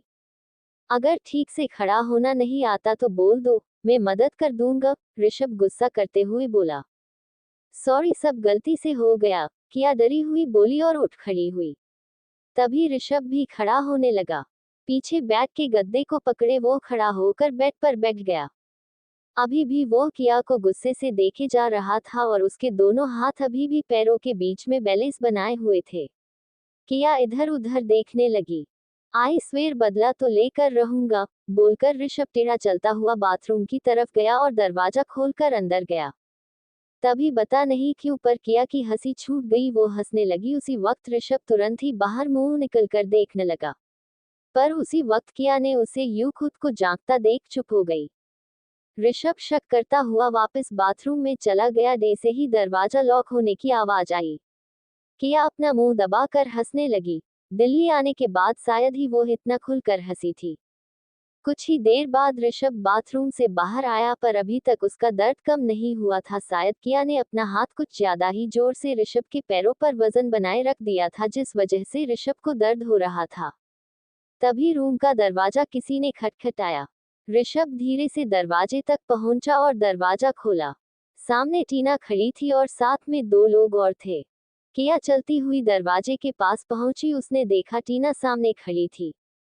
तभी टीना और किया दोनों की नजर एक हुई। तभी किया ने शर्म से अपना सर झुका दिया। मैंने जो बोला था वो हुआ? ऋषभ ने पूछा। हाँ चीफ, बोलकर टीना ने फाइल ओपन करके एक डॉक्यूमेंट बाहर निकाला। ऋषभ ने किया को देखकर कहा, इसे देख लो, बाद में बोलना मत, और सीधा बाहर आ जाना, बोलकर वो दरवाजे से बाहर आया। दरवाजे से बाहर आते ऋषभ की टेढ़ी चाल देखकर वहां खड़ा ऑफिस का आदमी बोला, क्या हुआ सर, आप यूं टेढ़े क्यों चल रहे? उद्धरण चिन्ह। किया और टीना सर उठाए उस ऑफिस के एम्प्लॉय और ऋषभ को दिखने लगी। जवाब में ऋषभ हल्का सा मुस्कुराया। ऋषभ को मुस्कुराता देख सभी के जान में जान आई। सभी को लगा कि अब सब थी है, ऋषभ कोई तमाशा खड़ा नहीं करेगा। तभी ऋषभ ने उस एम्प्लॉय को अपने पास इशारा करके बुलाया। जी सर, वो आते हुए बोला। ऋषभ ने जोर से उसके दोनों पैरों के बीच लात मार दी। आ! वो चिल्लाया। साथ में किया और टीना भी सभी हैरानी से ऋषभ को देख रहे थे। तभी ऋषभ बोला, चल बाहर और बता ऑफिस में अभी क्या चल रहा? ऋषभ चलते हुए बोला। तभी वो ऑफिस का एम्प्लॉय चलने लगा। क्या हुआ भाई, तुम इतने टेढ़े क्यों चल रहे हो? उद्धरण चिन्ह। उस एम्प्लॉय को टेढ़ा चलता हुआ देख ऋषभ ने पूछा। सभी हैरानी से ऋषभ को देखने लगे। समझ गया सर, आंखों में दर्द भरे आंसू लिए वो एम्प्लॉय बोला और ऋषभ के साथ आगे जाने लगा। दोनों टेढ़े चल रहे थे।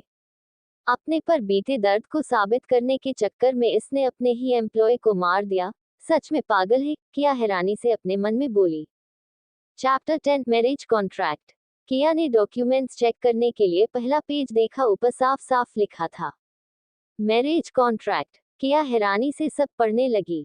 कॉन्ट्रैक्ट में साफ साफ लिखा था कि जब तक ऋषभ और किया साथ है तब तक किया उसकी बीवी बनकर घर संभालेगी और उसकी प्रॉपर्टी पर अपना हक जता सकती थी। मगर उसने अलग होने की कोशिश की तो उस दरमियान उसे सिर्फ 10 करोड़ से ज्यादा कुछ नहीं मिलेगा, और अगर किसी वजह से ऋषभ उससे अलग होता है तो किया को 1 रुपया भी ऋषभ से नहीं मिलेगा, मगर ये शर्तें 1 साल के बाद लागू होगी।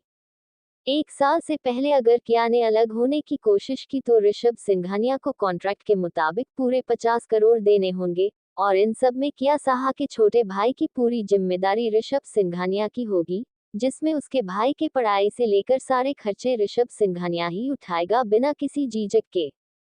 कॉन्ट्रैक्ट में आगे भी बहुत कुछ लिखा था जिसे किया पढ़ रही थी। पूरे 12 पॉइंट्स अच्छे से देखने के बाद आखिर में किया ने ना चाहते हुए भी कांपते हाथों से साइन कर दी।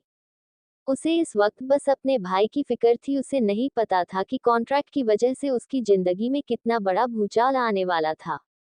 पर अपने भाई की जिंदगी के लिए वो ये सब झेलने के लिए भी तैयार थी। वही बाहर खड़ा ऋषभ किया के बारे में ही सोचे जा रहा था। वह उन दिनों को याद कर रहा था जब 8 साल पहले वो किया को जानता था, पर किसी वजह से वो वहां से वापस दिल्ली चला आया था। तब से लेकर आज तक उसका चेहरा इतना बदल गया था कि शायद किया भी उसे पहचान नहीं पाए। और रही बात उसके वहां से भागकर वापस आने की, तो ये तो आने वाला वक्त ही बताएगा कि भोपाल में ऐसा कौन सा राज दफन था जो ऋषभ ने अभी तक छुपाए रखा था। अगर तुम्हारा तिल ना दिखा हुआ होता तो मैं तुम्हें पहचान ही नहीं पाता। अच्छा हुआ तुम्हारा चेहरा हल्का सा याद था। आज भी वो दिन में नहीं भूल पाया कैसे तुमने। उद्धरण चिन्ह। ऋषभ सोच में ही था कि पीछे से टीना ने आवाज लगाई। सर। आवाज सुनकर ऋषभ अपने ख्यालों से बाहर आया और पलटकर टीना को देखने लगा। उसके बाजू में किया चुपचाप नजरें फेर कर खड़ी थी। क्या हुआ? ऋषभ ने पूछा। मैडम ने साइन कर दिया है, टीना ने बताया। टीना की बात सुनकर ऋषभ हाथ बांधकर अपनी BMW बाइक पर खुद को टिका कर खड़ा हुआ किया को देखे जा रहा था।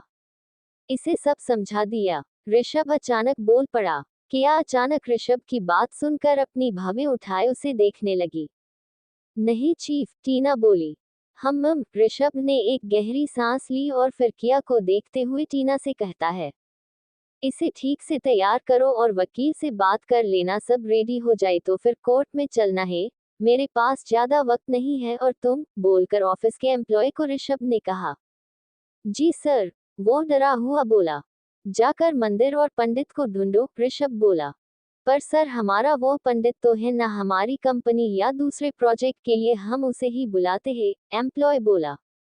वो नहीं, वो मुंह फटे सब बोल देगा और रात में मीडिया वाले मेरे घर के सामने हंगामा खड़ा कर देंगे, ऋषभ ने कहा।